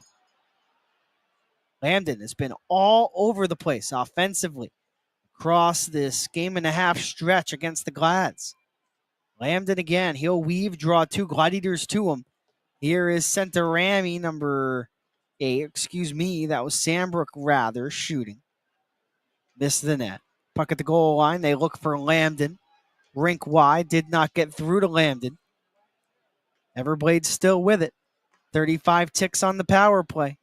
Left circle. Shot comes in. Does not get through to the net. Lambden will hustle over to the right point. Send it to the right dot now in the circle.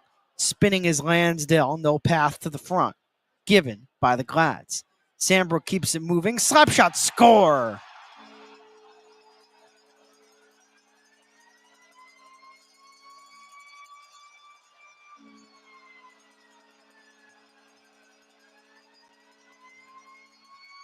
A slap shot from Colin Tyson. Thought to be redirected by Kyle Betts. He looked at Betts and said, "Are you sure?" And, well, Andrew Jarvis shattered his stick after the puck went in. So that indicates to me as if maybe Jarvis inadvertently gets the own goal against. Jarvis cares so much and gives so much effort each and every shift. That would be unfortunate if that were the case, but only a result of trying to defend until the end. But it's 3-1 Florida as they score on the power play, and it's Colin Tyson. He's now got 20 goals on the year.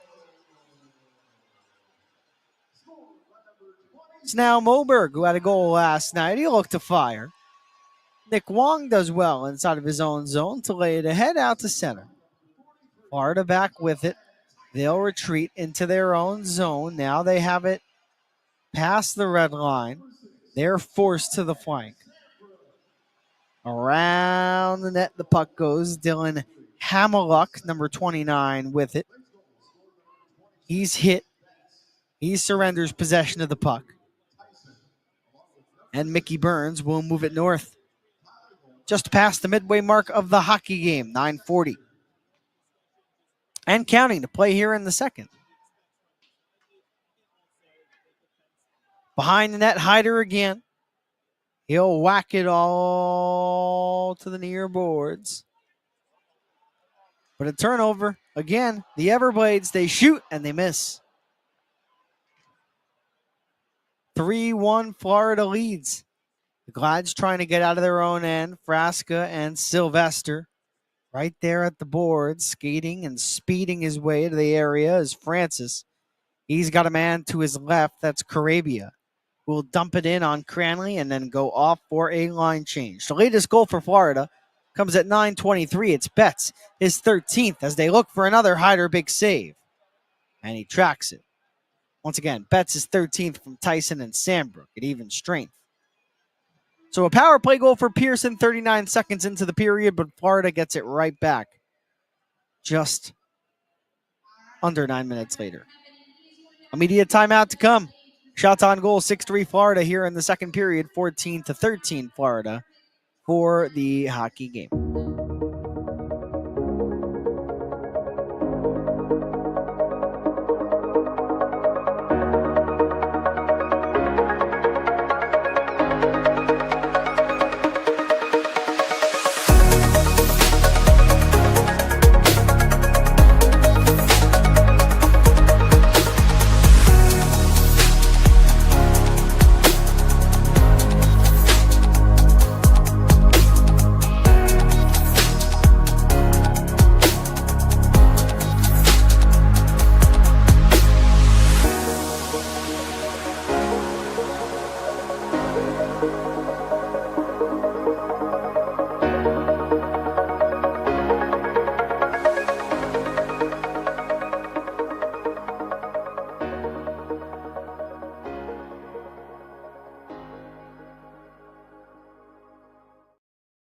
Lots of hockey left to play. 8:51 to be specific.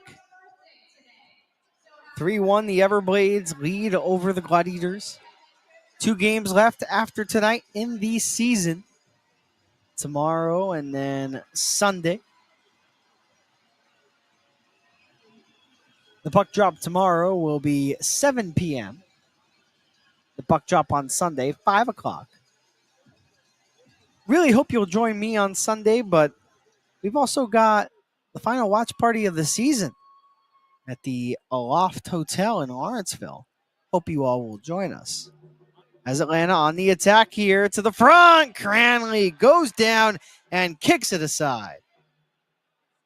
That's a big opportunity for the Glads out of the media timeout, and Cranley, an unconventional yet successful save on Atlanta, who is searching to get back into the hockey game. They got a big power play goal inside the period's opening minute, shortly into a power play chance. But the Everblades have gotten the all-important next goal. And there's 8:05 to go here in the period. Atlanta gets out here. And hustling over to the red line and one-handing the puck is Denemy, the Regina, Saskatchewan native. Florida with it. 7:50 and counting to play. Moved up to the middle and backhanded to the right of Hyder again. Puck is stopped down by the Gladiator defense. Jarvis, who hopefully has put that last goal behind him, sends it in. Cranley looking for an icing that never comes.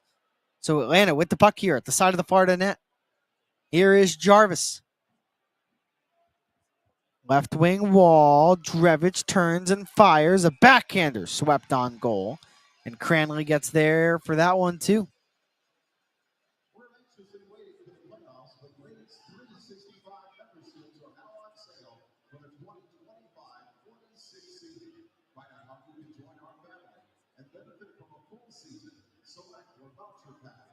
This is one of the sales tables on the concourse right now for more details.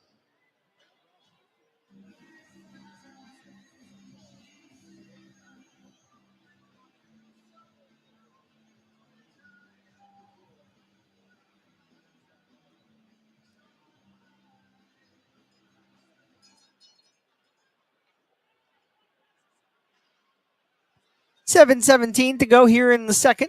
The Everblades attempted exit.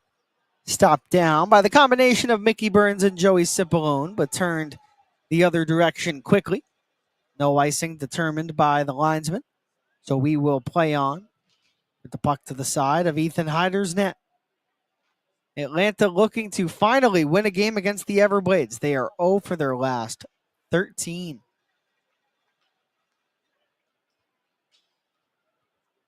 But right now they're down 2 goals. Tracy says, I have no idea what the score is going to be. I can only hope it's in our favor, you and me both. And everybody watching on YouTube, unless we got some Everblades fans in there. We will welcome you too, Everblades fans. Here is a chance for Sylvester. Thought the puck was knocked down by a high stick, but we'll play on. From left to right come Florida. A high riser misses Atlanta's cage. This is Sandbrook. Right point. He'll shoot through a pile of bodies. Got it through Sylvester, but not the remaining players in front. As Hyder gets another stop at 13:50.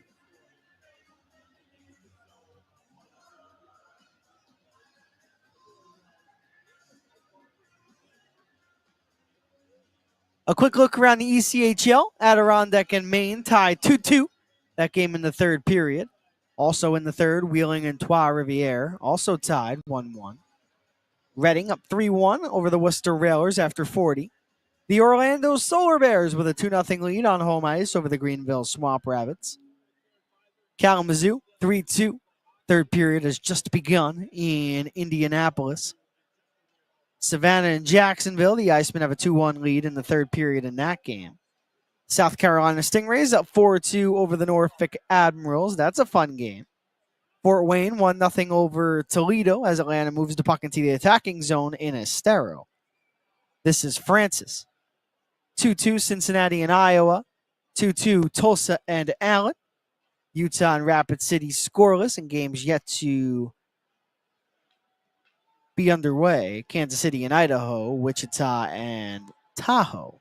As here's Sylvester faking a slap shot. He'll hold on to it. Shoot! Cranley makes the save and deflects it with his goal stick to himself and makes the catch and gets the stop. We've got immediate timeout to come. The Everblades have a 2-goal lead late here in the second.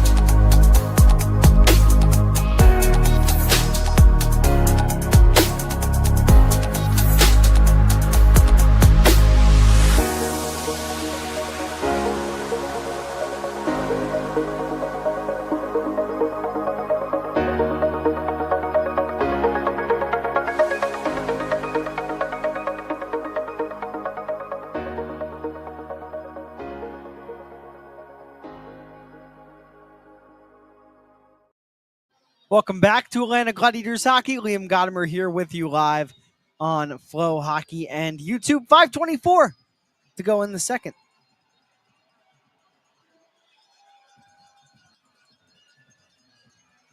The Everblades have a 3-1 lead over your Gladiators tonight. Atlanta without Zach Yoder, Alex Campbell, Connor Galloway, Eric Neely. Everblades without Cade Landry, Craig Needham, Carson Gasevich, Ben Brar, Oliver Chow, Reese Zamolik, Hunter Sansbury, Kyle Newber. So the faceoff will come to the stick and blocker side of Will Cranley, the 6'4" netminder, who has made 16 saves on 17 shots tonight. He'll have to make another here as Furiolo shoots, saved by Cranley. Not bad predicting skills, eh? Sometimes you speak it into existence and it happens. Little reverse jinx in order here. Man, it seems like an uphill battle taking down the Everblades, down 2 goals in their building. But if anybody can jinx the Everblades, it is the hockey gods and the power of Glad's Nation. Nothing much like the power of Glad's Nation.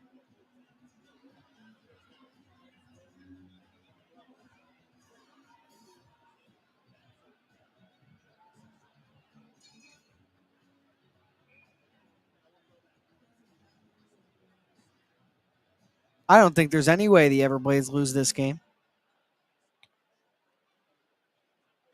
There you go. You heard me. 5:15 to go. Here is Pearson looking for 2. It's blocked. Winds up at the side of the net. Taking the puck is Denemy. Nicely done. At the line, dancing is Topatic. He'll look back to the point. But again, there were 2 Everblades pressuring up high. And Topatic's pass, a good idea, but that's where Florida had the most coverage. As Atlanta misses the net with a shot from the outside. And Florida will walk out of the zone with a potential 3-on-2. Here is fighting for Posma. He lost it to Denemy. And now Denemy looks to find a streaking teammate. Denemy on a line with Pearson and Alex Young. It was Young who he was looking for on that last sequence, as meanwhile Hyder makes a kick save.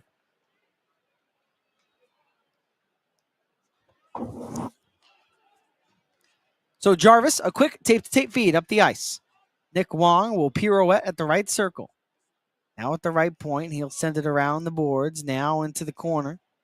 Cranford lets it go for Drevich, who sends it back for Cranford.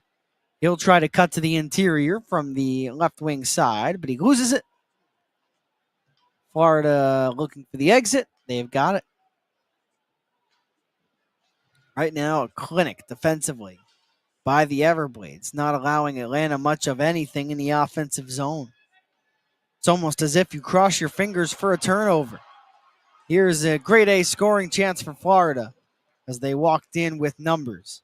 Hyder slides over to his left and makes the save by trapping the puck to his midsection. 16-21.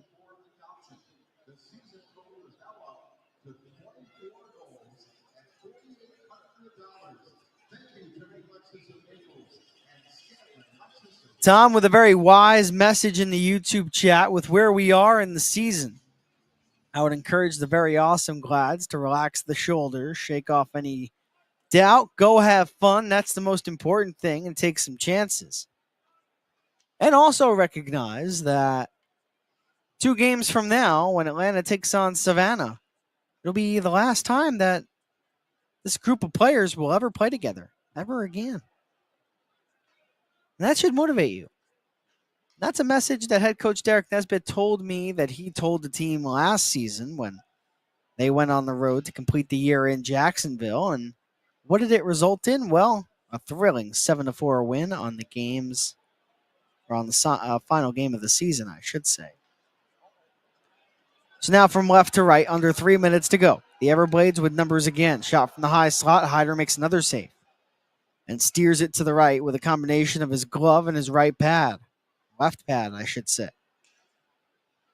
So the Glads have it. It's their defense. It's Hansel right now paired up with Dylan Carabia, number 27. Quick feed from Mickey Burns to center. But getting toppled on top of was Cipollone. No call on the play. Cipollone okay. And this will be a Senexel icing here on Atlanta. 2:20 on the clock here in the second.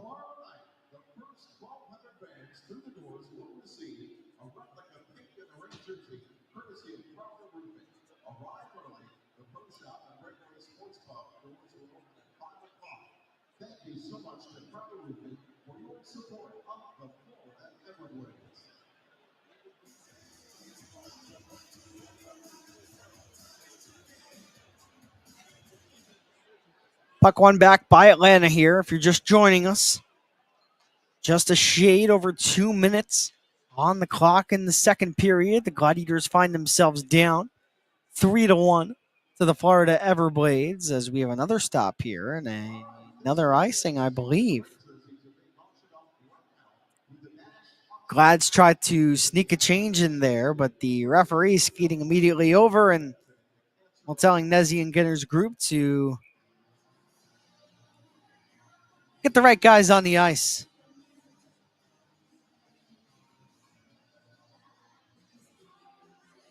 Shots close, 19-18, but right now the Everblades just have the Glads number.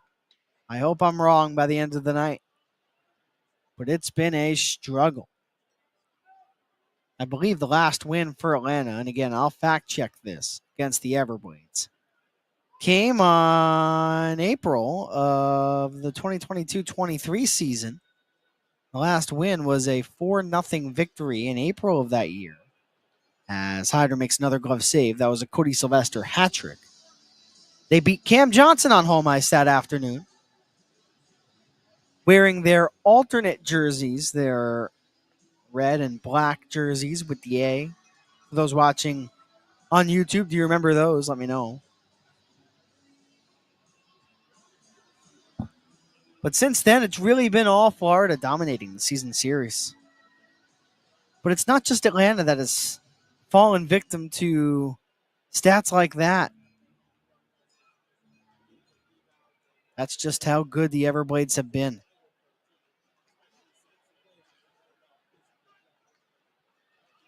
Fuzzy says trying not to. In terms of the jerseys, not a fan. Here's Cody Sylvester from the goal line. He'll fire on. Tip tie. At the right circle, digging for it as a Gladiator, but instead it'll be turned the other direction by Florida, but no reinforcements joining.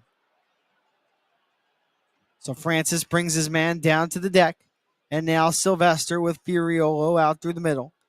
Furiolo shoots looking for the top corner, and Cranley gets the stick there.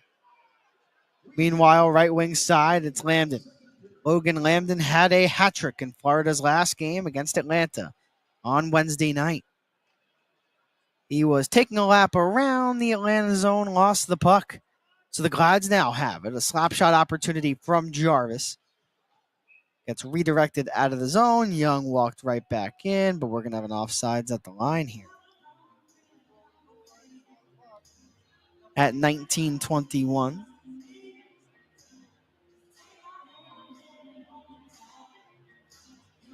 Fuzzy says he likes the old school white and gold home black away. As for those watching on Flow Hockey, there's a couple of color schemes for the Everblades. Tie up on the draw between Betts and Pearson, but Pearson unable to win it back. Half a minute to go in the period. Deflected to the left of Hyder. Carson Denemy with it. Right wing corner. He'll lay it ahead. Not far enough for icing. So in the final 18 seconds, the Everblades with two players next to their goaltender. They'll move it up to center. 3-on-2. It's Lambden. He drops it back. Quick shot, misses the net. That was Curtis Henry with the drive. And that will just about do it.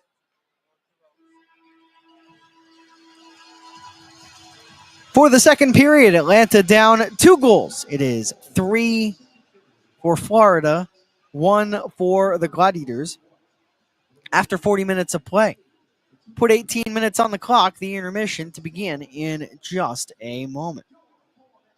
But before we send you to an intermission, a quick break on the Gladiators Game Network. 2-goal lead for the Blades.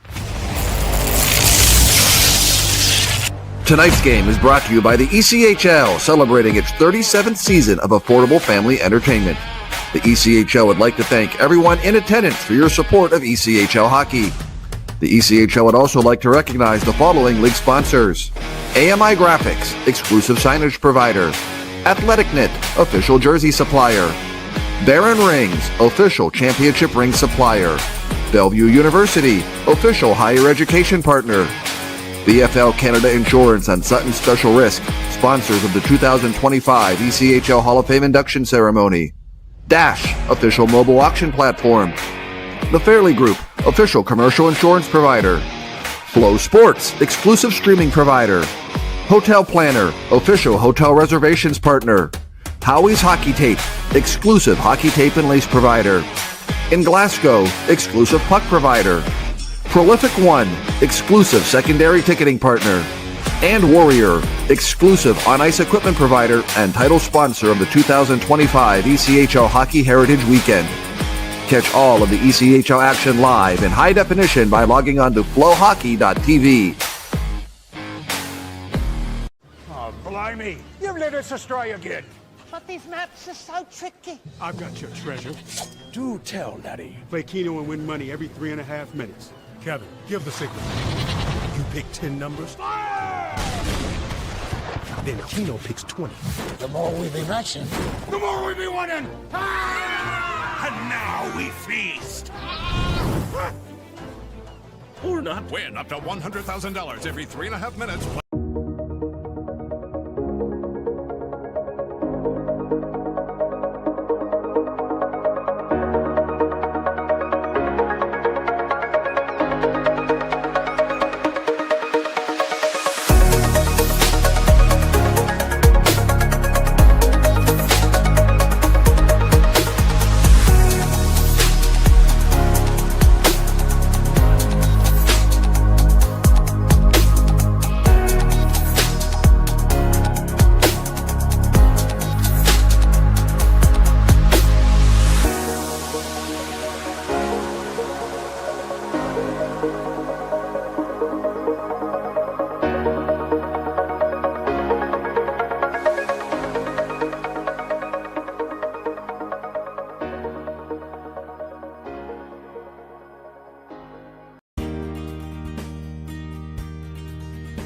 The ECHL believes that hockey is more than a game. It's an opportunity, a chance to connect, a chance to embrace our differences, and a chance to bring our communities together, creating teamwork, memories, and a lasting bond along the way. When it comes to hockey, no matter how it's played, we do it together.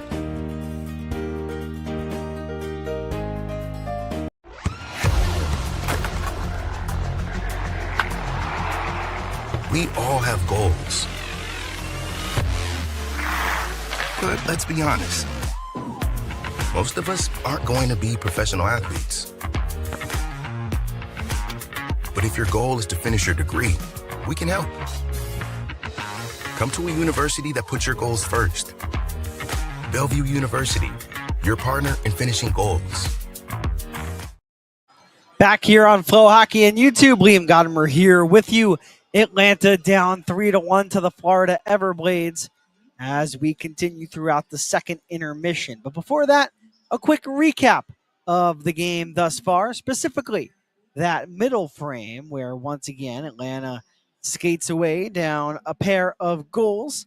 The first goal in the second period came off of the stick of Jackson Pearson, 39 seconds in. A power play goal, Pearson's 10th goal overall.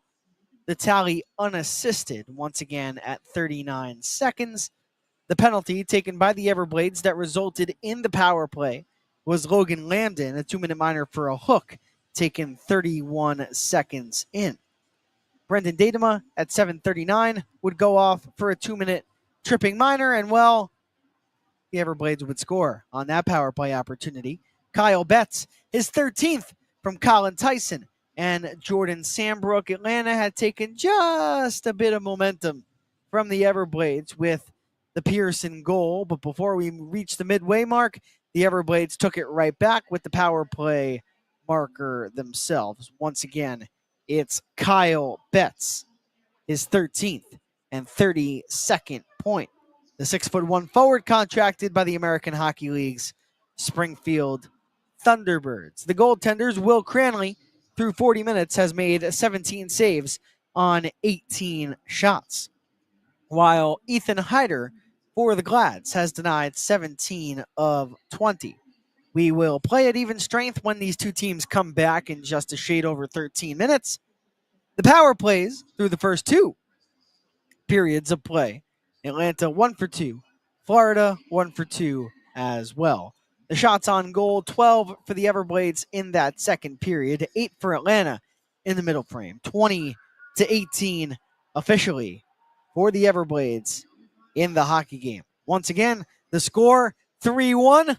When we return from this intermission segment, I'll have the third period and all of the coverage coming your way on Flow Hockey and YouTube. But for now, take a look at 5 straight games in which Atlanta was able to put forth an outstanding effort coming earlier this season, starting off with December the 11th against the South Carolina Stingrays.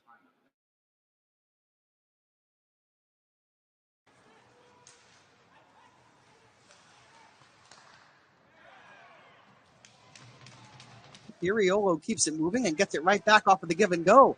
Iriolo with some room in front. They score!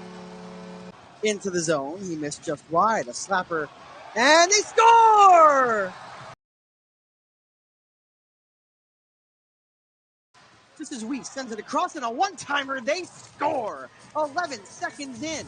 Here is Kupka, number 18. He shoots from a sharp angle, and Heider gets down to make the save. Kupka wins it over to the near wing, and the puck sent in by Blake Thompson, and the puck misplayed by Heider, but kept out with the glove.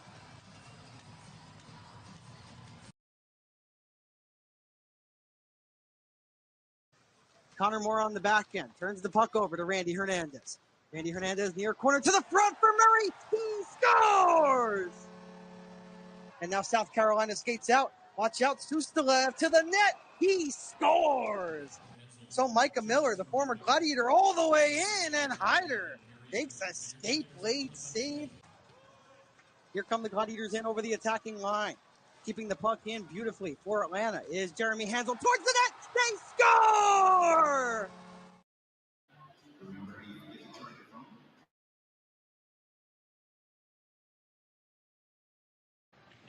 Iriolo at the blue line, looks to snap it towards the net. Topadich for Denemy. He shoots. He scores!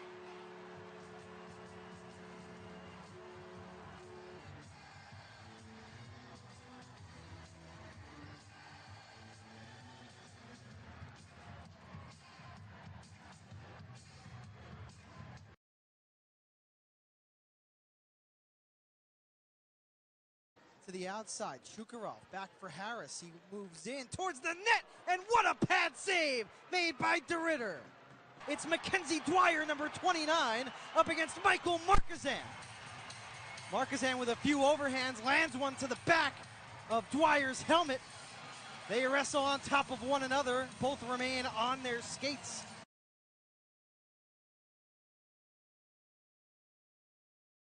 quick tap from Marquezan. Over to the near wing. Armstrong shoots. He scores!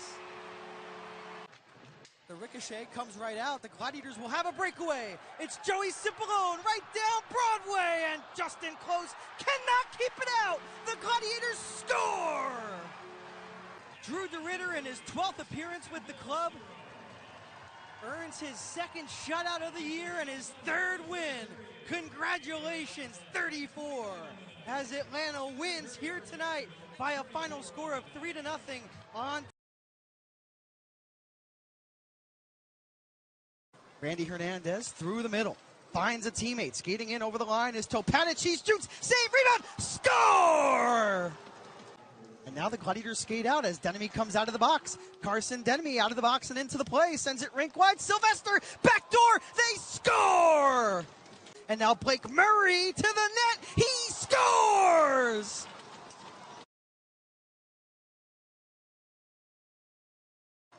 Meanwhile, here's Greenville. Peterson scores! His shot towards the net slowed up by Jake Flynn. So he'll backtrack, go D to D for Parker Berg, but it's turned over. Sylvester towards the net. They score! Fine Bobby Russell, number 21. Back for Singleton. What a move! He scores! Played back to the point. Russell waits, does not have a lane. Sends it over to the right circle. Back for Russell straight away. Hyder makes the save. He's down and makes an outstanding denial. Bobby Russell over for Brodzinski. Rink wide, the one-timer goes off the post. The rebound, Hyder makes the save. Brodzinski over for Young to the back door. They score.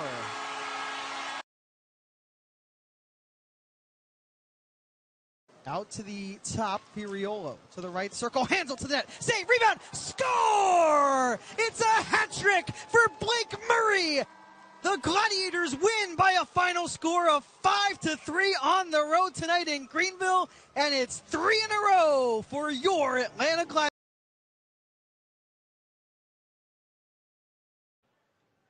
Liam Walsh, number 27, up along the left side half boards in the offensive zone.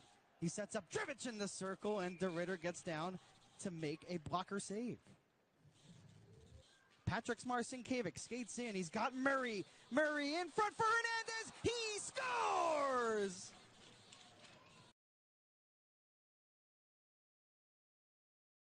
Dylan Carabia will work it out to the neutral zone, but immediately tapped back by Keaton Pearson, number 20.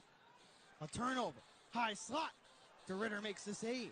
We have a delayed penalty. It's on the Gladiators. So once they touch up, Atlanta will be shorthanded. Side of the net.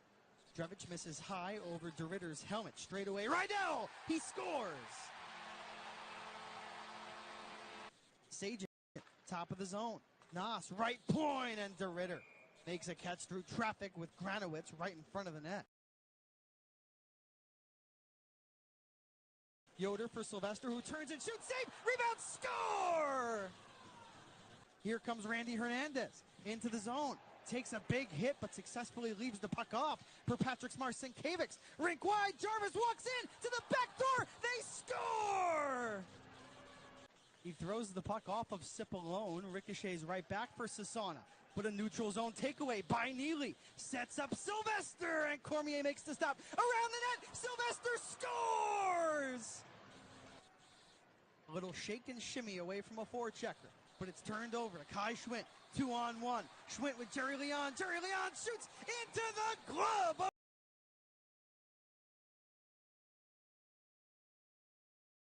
Here's Anthony Bardero again. Right circle. He shoots. Swatted away by Hyder. Cipollone on the backhand. Look to send it towards the net. He has it back at the near circle. Shooting is Neely. He scores!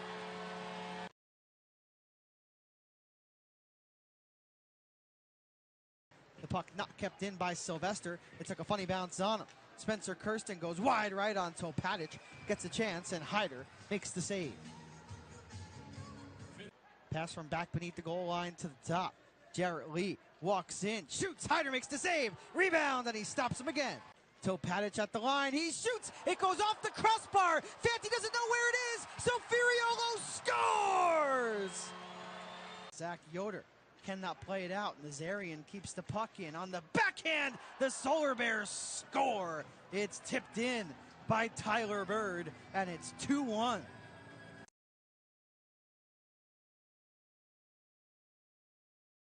Jabril Touré, number 71, always dangerous. At center ice, he'll shoot on net. Hyder makes no mistake to make the stop.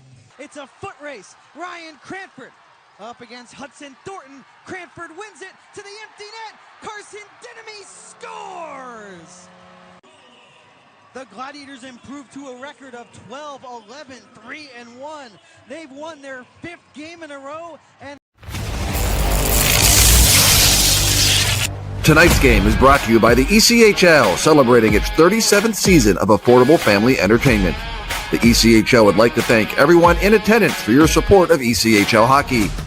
The ECHL would also like to recognize the following league sponsors: AMI Graphics, exclusive signage provider; Athletic Knit, official jersey supplier; Baron Rings, official championship ring supplier; Bellevue University, official higher education partner; BFL Canada Insurance and Sutton Special Risk, sponsors of the 2025 ECHL Hall of Fame induction ceremony; Dash, official mobile auction platform; The Fairley Group, official commercial insurance provider; Flow Sports, exclusive streaming provider; Hotel Planner, official hotel reservations partner; Howie's Hockey Tape, exclusive hockey tape and lace provider; In Glasgow, exclusive puck provider; Prolific One, exclusive secondary ticketing partner; and Warrior, exclusive on-ice equipment provider and title sponsor of the 2025 ECHL Hockey Heritage Weekend.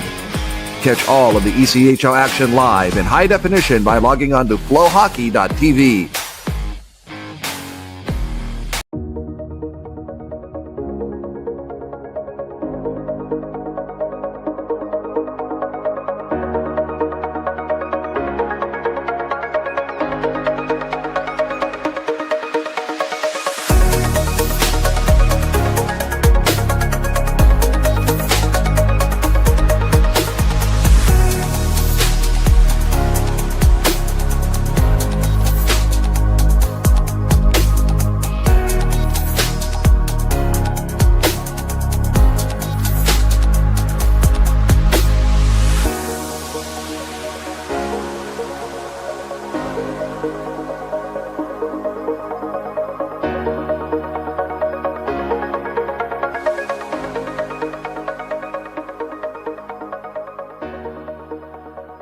The Atlanta Gladiators know that nothing fuels our game like a delicious meal from Grandma's New York Pizza and Pasta.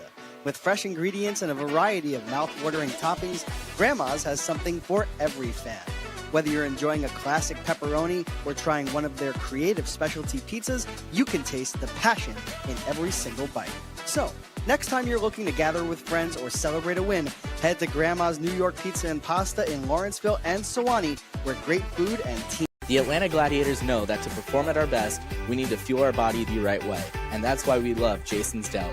With a wide variety of delicious sandwiches, fresh salads, and hearty soups, we can always count on a satisfying meal. The quality ingredients and generous portions keep us energized and ready for action.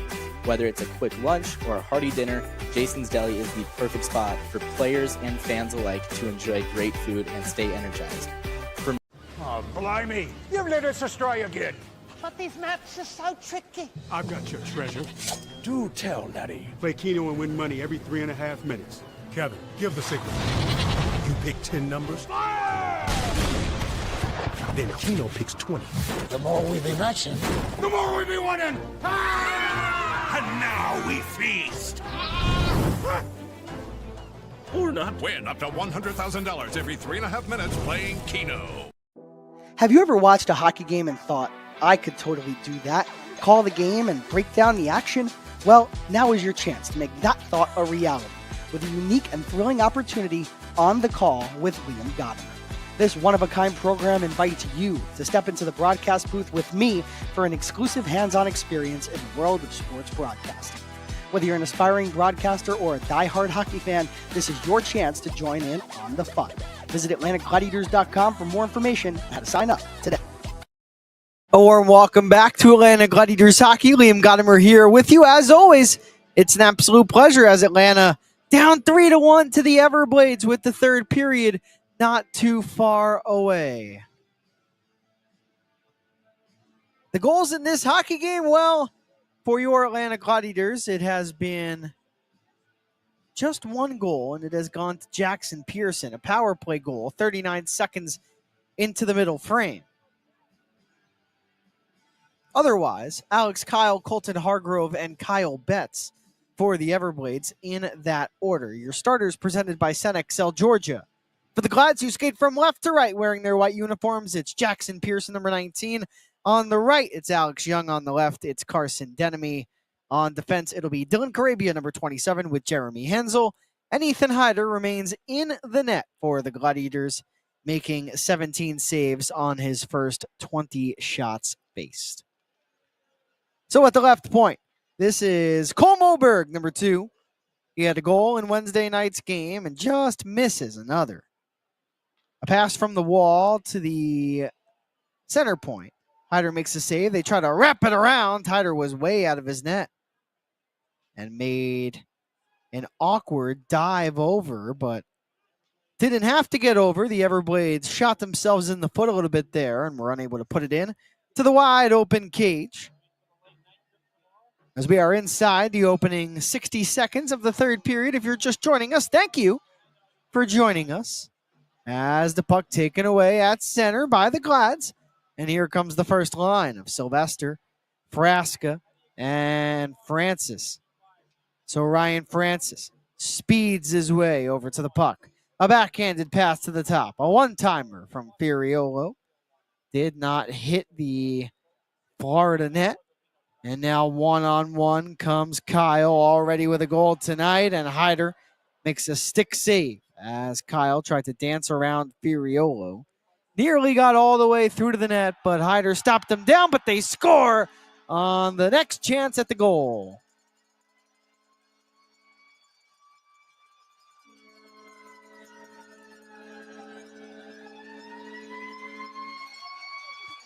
Jesse Lansdale gets the tally.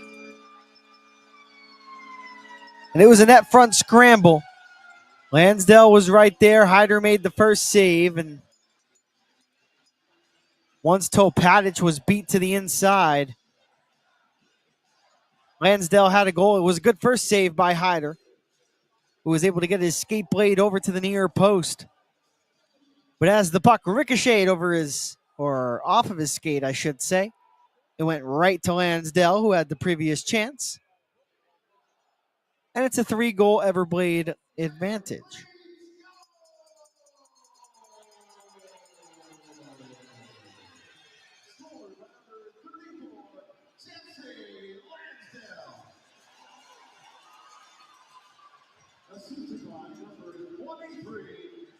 Lansdale played his college hockey at Notre Dame with Jackson Pearson and Jack Adams of the Solar Bears.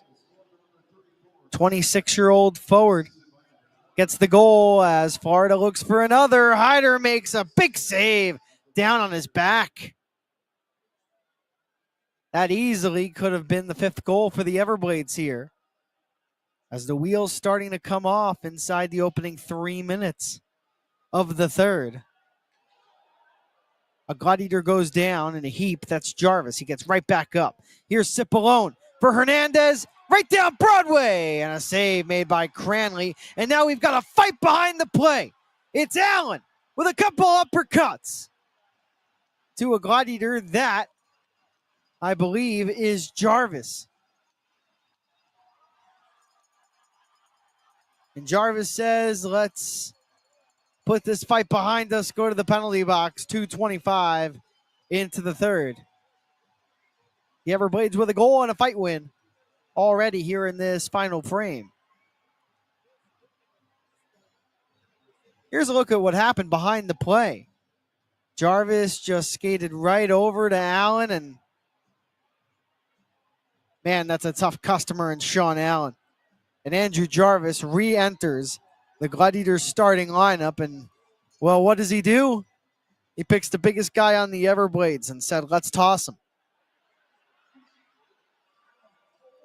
Randy Hernandez had a breakaway on Cranley, did not score.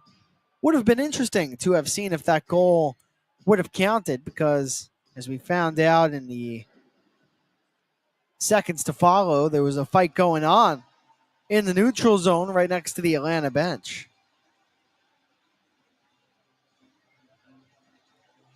But if you missed it, Jesse Lansdale has scored in this third period. It's his 14th from Alex Kyle. Then Andrew Jarvis and Sean Allen dropping the gloves, the two blue liners.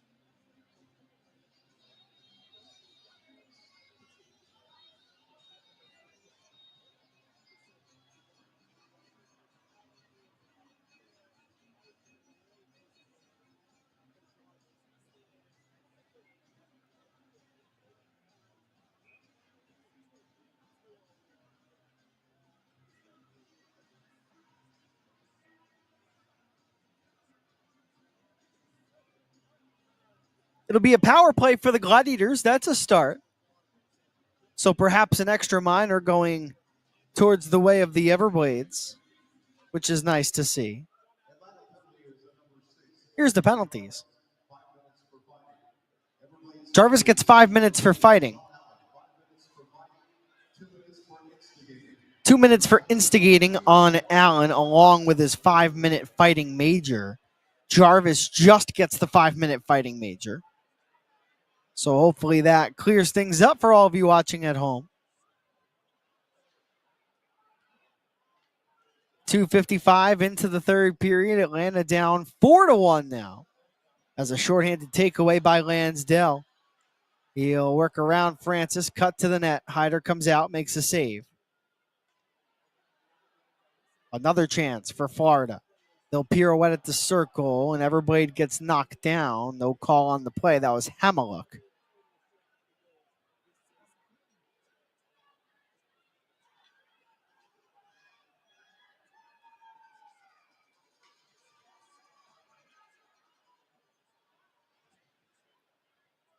Here's Ryan Francis with it. Jackson Pearson helps to dig it free. He's the Gladiator goal scorer tonight. Puck at the left circle, driving down the wall here is Cody Sylvester, number 16, who leads Atlanta in power play goals. But he inadvertently self-clears the puck. Has nobody home for the Glads at the blue line.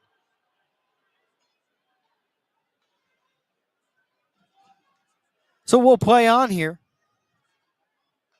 With Atlanta down 3 goals and still on the power play for another 17 seconds. Once again, it's instigating the extra minor on Allen as a big glove save by Hyder. Slid one way, caught the puck the other. A shorthanded stop by Hyder. Meanwhile, out of the box does not come Allen. It's the extra player in the sin bin because Allen, remember, serving the 5-minute major for the Everblades, but nonetheless, his 2-minute minor has come to a halt. Puck comes close to Hyder once more. This time it goes to his right. And the Glads inside of their own blue line take it, and they'll float it up ahead to the left of Will Cranley. Cranley has only allowed 1 goal tonight, a power play goal from Jackson Pearson. As in over the line, right wing side, now back to the top. Quick shot gets tipped. Does not get through to Hyder. We are past the 5-minute mark of this third period. The lead is 3 in favor of the Everblades. Here is Tyler Drevich, number 74, with it. My player to watch. Right next to the opposing bench. He backhanded it right back into the grasp of the Everblades, who will one-hand it forward.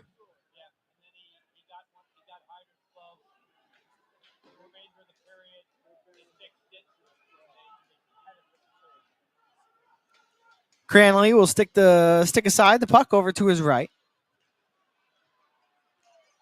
Behind the net, the Everblades take it. They'll come into the attacking zone. On the backhand, Hyder makes bad save. That's a big stop there by Ethan Hyder on the doorstep to deny his man.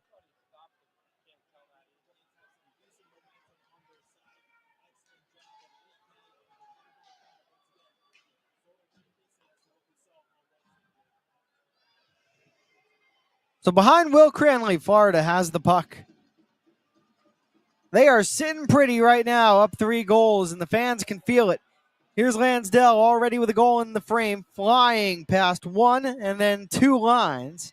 He connects with Topatic. Topatic looks to one-hand the puck out of the zone up along the far side of the ice, and he'll do so. We are once again still inside the opening 10 minutes of the period. No icing on the play, so the Everblades will move it up from right to left. First inside of their own defensive zone. Now out through center. They come in over the attacking line. A quick shot does not get through to Hyder again. So at center, the Everblades with it. Hyder comes out of his cage. Calls to his teammates. But likes what he sees enough to drop the puck off.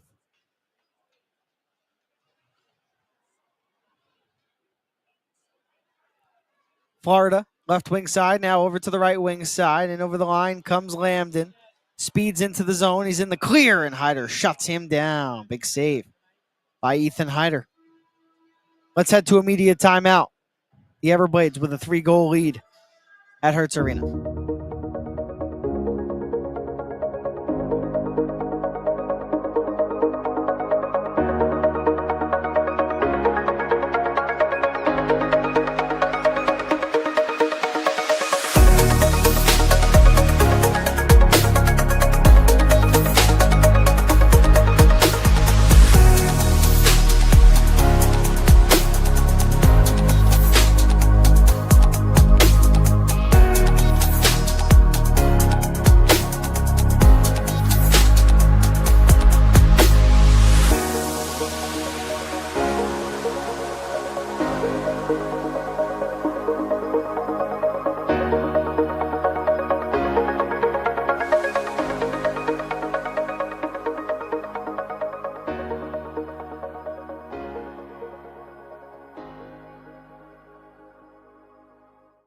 A warm welcome back to Atlanta Gladiators hockey. 12:36 to play in regulation. Atlanta down 4-1 to the Florida Everblades. The third to last game of the season. Oh, how sad. But it's been a fun season, most importantly, an improvement upon last year for the Gladiators and the coaching staff, which is something you always want to see and is of most importance.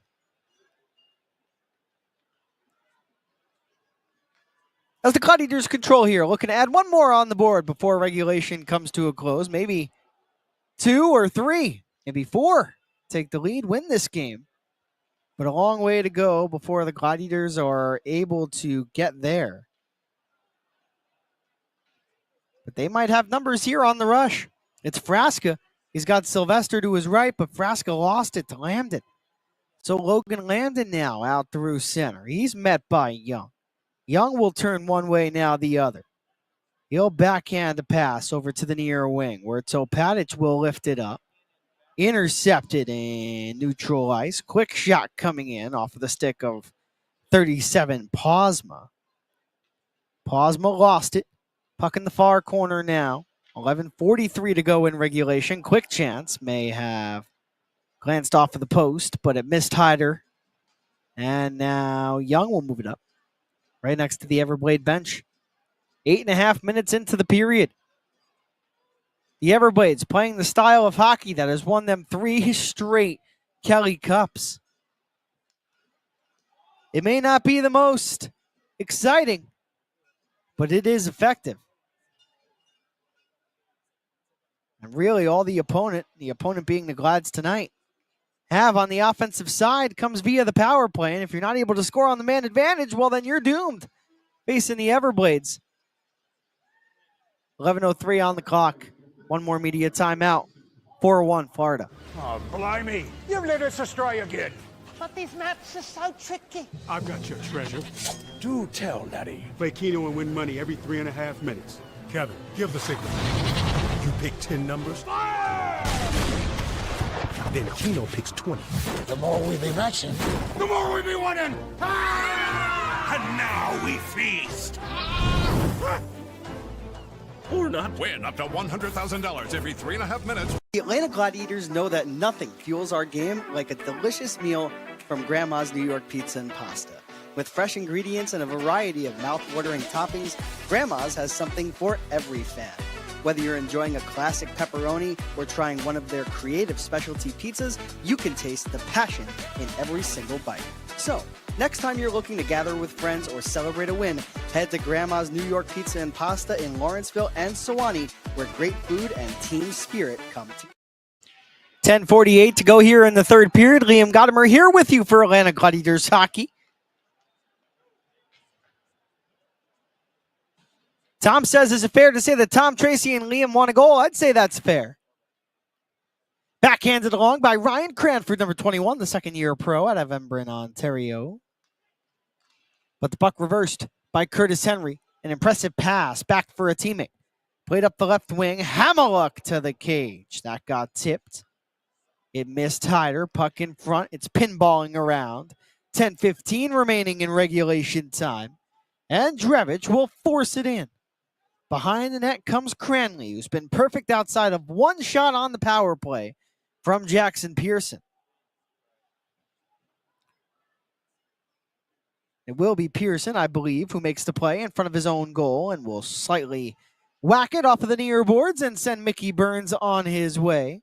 A new line on, that's Burns, Cipollone, and Hernandez. But the puck lost, overtaken by Florida.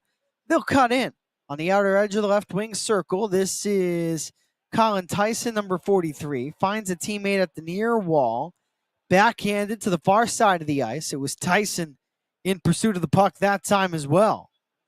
But instead, Atlanta will ladle it up ahead. But with the biscuit in neutral, Florida comes with reinforcements. They take it and subsequently fire it down deep to the left of Hyder. So Atlanta in danger here of losing their 33rd game of the year. It's going to take a magical comeback at this point for the Glides to get back in it, but it is possible. Behind the Florida net, or excuse me, the Atlanta net, it's Florida. At the top, here is number 55, Josh Hosang, over to the right. Hosang has been a little bit quiet tonight, but not for a lack of skill. He is one of the best. A former draft pick in the first round of the NHL's New York Islanders. He's played a good amount of games in the NHL, but most of his career in the American Hockey League and in the ECHL, especially over the last couple of years with these same Everblades. As Hyder makes a stop. Meanwhile, Francis, he's got a man to his left. The puck comes back to him. Scores Ryan Francis. It's 4-2.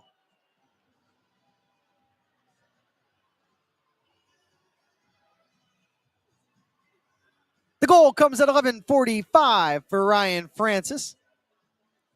Back in the lineup, back on the score sheet. His 13th of the year.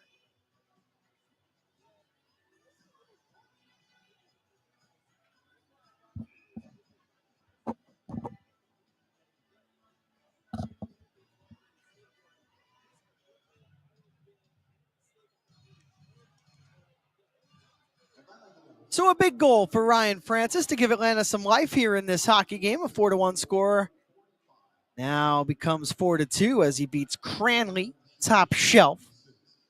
As Alex Young back in hard on the puck here as the Glads trying to catch the Everblades sleeping here. Datema shoots, misses the net. Behind the goal, Young will wand it up the near boards, but again, it's taken by Florida right to left. Skating in comes number 37 for the Everblades. That's Posma in the near corner. Now back to the blue line. This is Allen, number 4. But his pass for Moberg had them all tied up.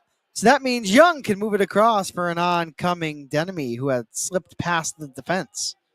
But no tip there, and we will play on.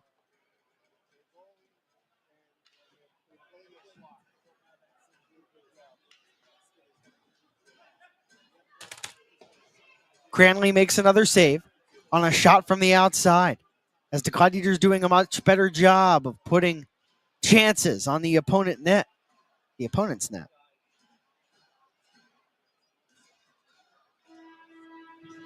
7 minutes exactly to go here in regulation time. Let's head to another media timeout. Ryan Francis with the goal for Atlanta. Tonight's game is brought to you by the ECHL, celebrating its 37th season of affordable family entertainment. The ECHL would like to thank everyone in attendance for your support of ECHL hockey.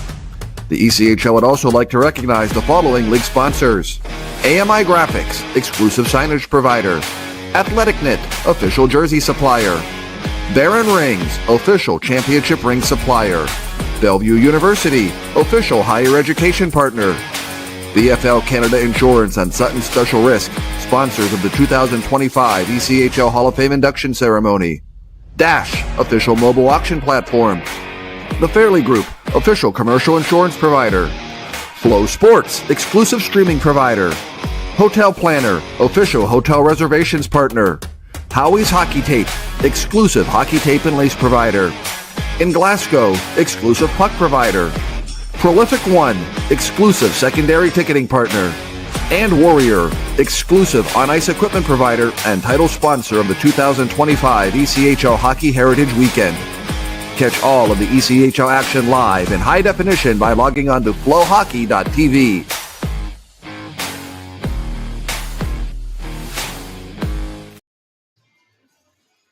Oh, Liam didn't have the mic on, see?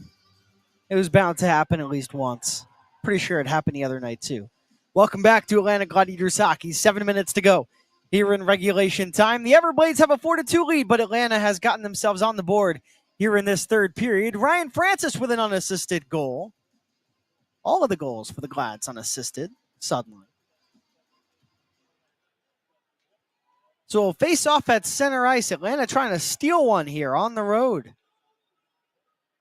2 more goals and the Glads will tie this game. But the clock right now, counting down, 6:45 left to play here in regulation time. Thank you to everybody watching on Flow Hockey and YouTube right now. Atlanta in the defensive zone. A mass pileup of bodies behind the Gladiator net. Taking a bump here is Nick Wong. Atlanta inside of the blue line will move it up. Joey Cipollone at center. He will send it in. Mickey Burns looking for the puck. At the blue line, it's unable to be settled down. So it's skated free by Florida's Hamiluk. He looks across for a teammate that I believe was Josh Hosang, but he got spun around. And exactly 14 minutes into the period, backtracking will be the Everblades into the right wing corner. Pass across is intercepted, played down low, intended for Cipollone, but turned right back by 43 Tyson. Tyson skating alongside Kyle and Lansdale in tonight's game. They've been effective as Hyder loses his goal stick with the Everblades on the attack. His goal stick all the way to the near corner, and the Everblades make sure to whack it further into the corner away from the Gladiator goaltender. They call for an icing as the puck comes to the other side of the ice. Florida doesn't get the benefit of that call. And Hyder, meanwhile, will be able to grab his goal stick. Hyder has surrendered 4 goals tonight, but he has made some dandies. So difficult to play in this building as centering is Sylvester, nobody home. Sylvester gets the puck back from Furiolo, who will keep it moving. So Padich back for Sylvester, who intentionally lets it go to the left wing side. Quick shot saved by Cranley. And he'll steer it over to the right wing. Well, coming off the wall is Sylvester. His shot blocked. Vraska to the net. It misses. At the goal line, Cranley gets over to the right post. And now, with under 5 minutes to play, Atlanta with it at center. They'll try to come right back in over the attacking line and waste no time here. The high flip from Sylvester into the right wing corner. Played right back out by the Everblades with under 5 minutes to go. 4.5 minutes to be exact. The Gladiators down 2 goals. Jackson Pearson, who has one of the 2 goals, does well to create a turnover in the Florida zone. Behind the net, here's Cranford with it, 21. To the blue line, quick chance from Furiolo. That's sticked aside by Cranley. Over to the right wing boards. Pinching up was Datema. He was unable to keep it in. So now through a tight area, flying towards Hyder was an Everblade. I believe that was Kyle. and Hyder shut him down 16 minutes into the third, keeping Atlanta within striking distance in this one. One last media timeout. The Glad's down 2. The ECHL believes that hockey is more than a game. It's an opportunity, a chance to connect, a chance to embrace our differences, and a chance to bring our communities together, creating teamwork, memories, and a lasting bond along the way. When it comes to hockey, no matter how it's played, we do it together.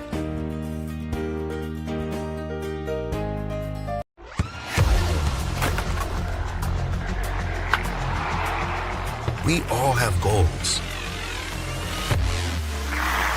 But let's be honest. Most of us aren't going to be professional athletes. But if your goal is to finish your degree, we can help. Come to a university that puts your goals first. Bellevue University, your partner in finishing goals. The game of hockey is so wonderful because anything can happen at any point of the hockey game. 4 minutes left to go in regulation. Atlanta down 4-2. Doesn't look great right now, you could say. But we'll see if there's any magic up the sleeves of your Atlanta Gladiators. Remember, we did jinx the Everblades earlier in this game. The jinx is on. They had a 4-1 lead. Now it's a 4-2 lead. Can you make it 4-3 before we reach the 90-second mark? Need to get it out of the defensive zone first. And Ethan Hyder, a good start to that. Makes a save coming all the way out. Top his crease.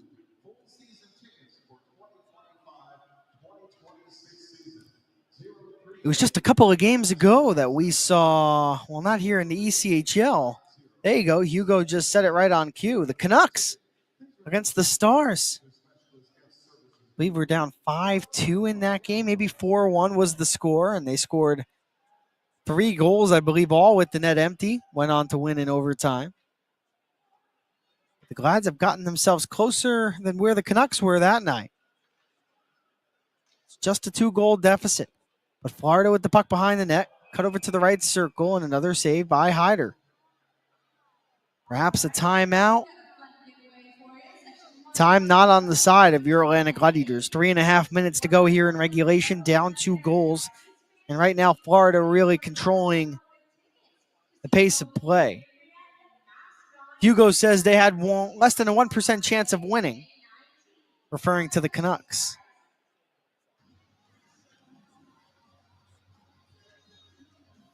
Kiefer Sherwood scored the overtime game winner in that game.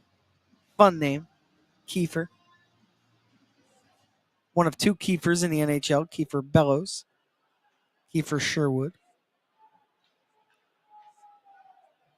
So 3:20 and counting to go here in the third. Here is Anthony Furiolo deep in his own end. He'll move it over to the far wall. Air lifted out to center. Taken by Cranford at the red line. He'll move it in, no icing, so he forces Cranley out of his net. Who thinks about moving the puck on his backhand, instead moves it on his forehand. For an oncoming Sean Allen. Allen dropping the gloves in this period with Andrew Jarvis. A respectable bout. The edge to Allen, who had the size advantage, a big one. 6'3" to Jarvis's 5'8". So 2:40 to play. We'll keep an eye on the goaltender, Ethan Hyder. Atlanta with the puck in the offensive zone, cycling it along is Cipollone. As he and Young come together, it's played away from the 2 of them, instead into the near corner where Sylvester will have Young come in for support. At the right circle, Frasca lost it. It's dumped all the way down. The net is indeed empty. There will be no icing on the play. An offensive zone faceoff to come. And plenty of time, 2:16 to go. We'll see if this is when the coaching staff decides to take a timeout. Down 2, 2:16 left to go in regulation. Atlanta and Florida. The Gladiators trying to avoid a 14th straight defeat to the Everblades. Tom says, let's jinx it up again. Florida totally going to win this one. Here is Alex Young. Sometimes you just got to remind the hockey gods. So Frasca plays it down low. Over to the left wing side. Young to the line. Topatic to the net. Blocked. Perhaps inadvertently by Frasca, who keeps it moving. Left wing corner. Now at the dasher. Young played it up ahead, but Florida able to get there first. 1:45 left to go. No icing, and the Glads have to come 200 feet up the ice. Tom says, Liam, give us your best jinx. This game is over. It could not be more over if we tried, as we had a Sen XL icing. The ECHL might as well fly down to Estero and just end this game. The Everblades are winning. End it.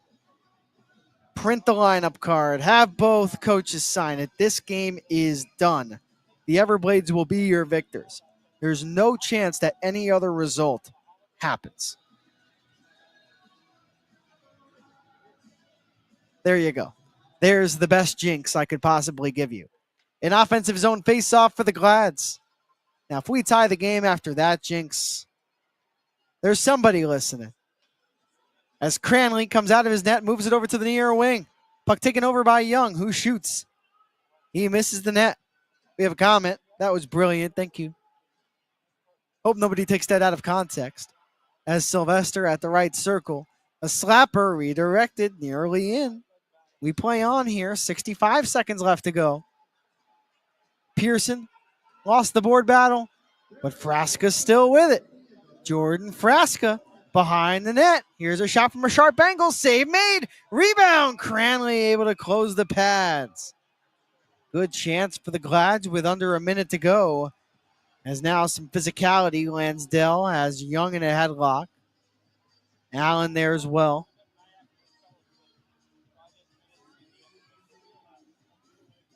John says best jinx ever. You got to save the best for perhaps last. There will be more. And Cranley was shoving too during that sequence. You see, for those watching on Flow Hockey, that was Young just playing to the whistle. And it will be a timeout taken by Atlanta. The puck did go in over the goal line, but play had been blown dead well beforehand. So a timeout, 30-second timeout taken by the Glads.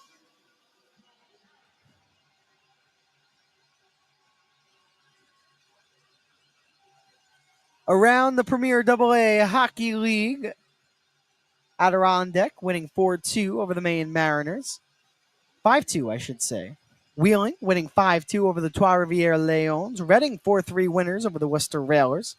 A 3-0 shutout for the Orlando Solar Bears over the Greenville Swamp Rabbits. Kalamazoo and Indy in a shootout. Savannah and Jacksonville, that game is over. Jacksonville winning by a final score of 3-1. The South Carolina Stingrays defeating the Norfolk Admirals 6-3.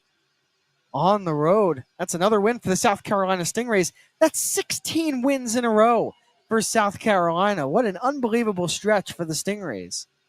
Fort Wayne, 3-0 over Toledo. That's Blake Murray's new home. 52.7 seconds to go here in the third period. So Topatic shoots. Let's see if the jinx has any life as Cranley makes a save up high. That puck may have hit the crossbar. The referee saying that's no goal. Puck at the left wing boards. This is Alex Young, who's had an impressive shift. Just a shade over 30 seconds to go here in regulation time. The net's still empty. So Topatic tries to keep it in at the line. Barely does. It's onside. Determines the linesman. Here is Frasca behind the net. He takes a hit to the back, loses possession of the puck. Glad still with it at the circle, but now Florida has it in the neutral zone for the empty net and the win. Florida scores. It's 5-2 with 10.5 ticks on the clock. So the Everblades 5-2 winners on Wednesday. And they will be 5-2 winners once again tonight. With the hat trick of meetings between these two teams concluding tomorrow. The puck drops at 7. The empty net goal goes to... One moment. Lambden was on the ice, but Lambden does not get the empty net goal. We'll find out in a moment. A new line out for head coach Brad Ralph. That's Posma fighting in Israel's. But with 6 seconds to go here in regulation, that'll do it. Florida wins for a second straight game by a final score of 5-2. Atlanta receives goals from Jackson Pearson and Ryan Francis, one in the second, one in the third. Florida has tallies from Alex Kyle, Colton Hargrove, Kyle Betts, Jesse Lansdale, and the empty net marker.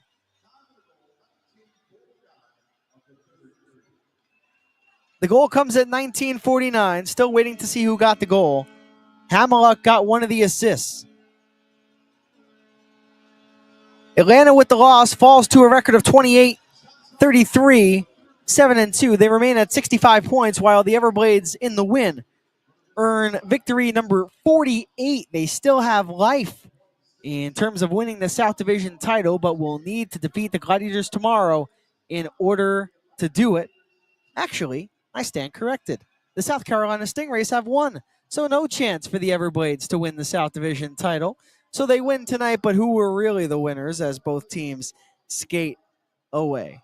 In the loss, in between the pipes for your Atlanta Gladiators, Ethan Hyder, making his 35th appearance of his first professional year, loses game number 14, while Will Cranley, the 6'4" netminder, in appearance number 23, earns win number 11 in between the pipes for the Everblades.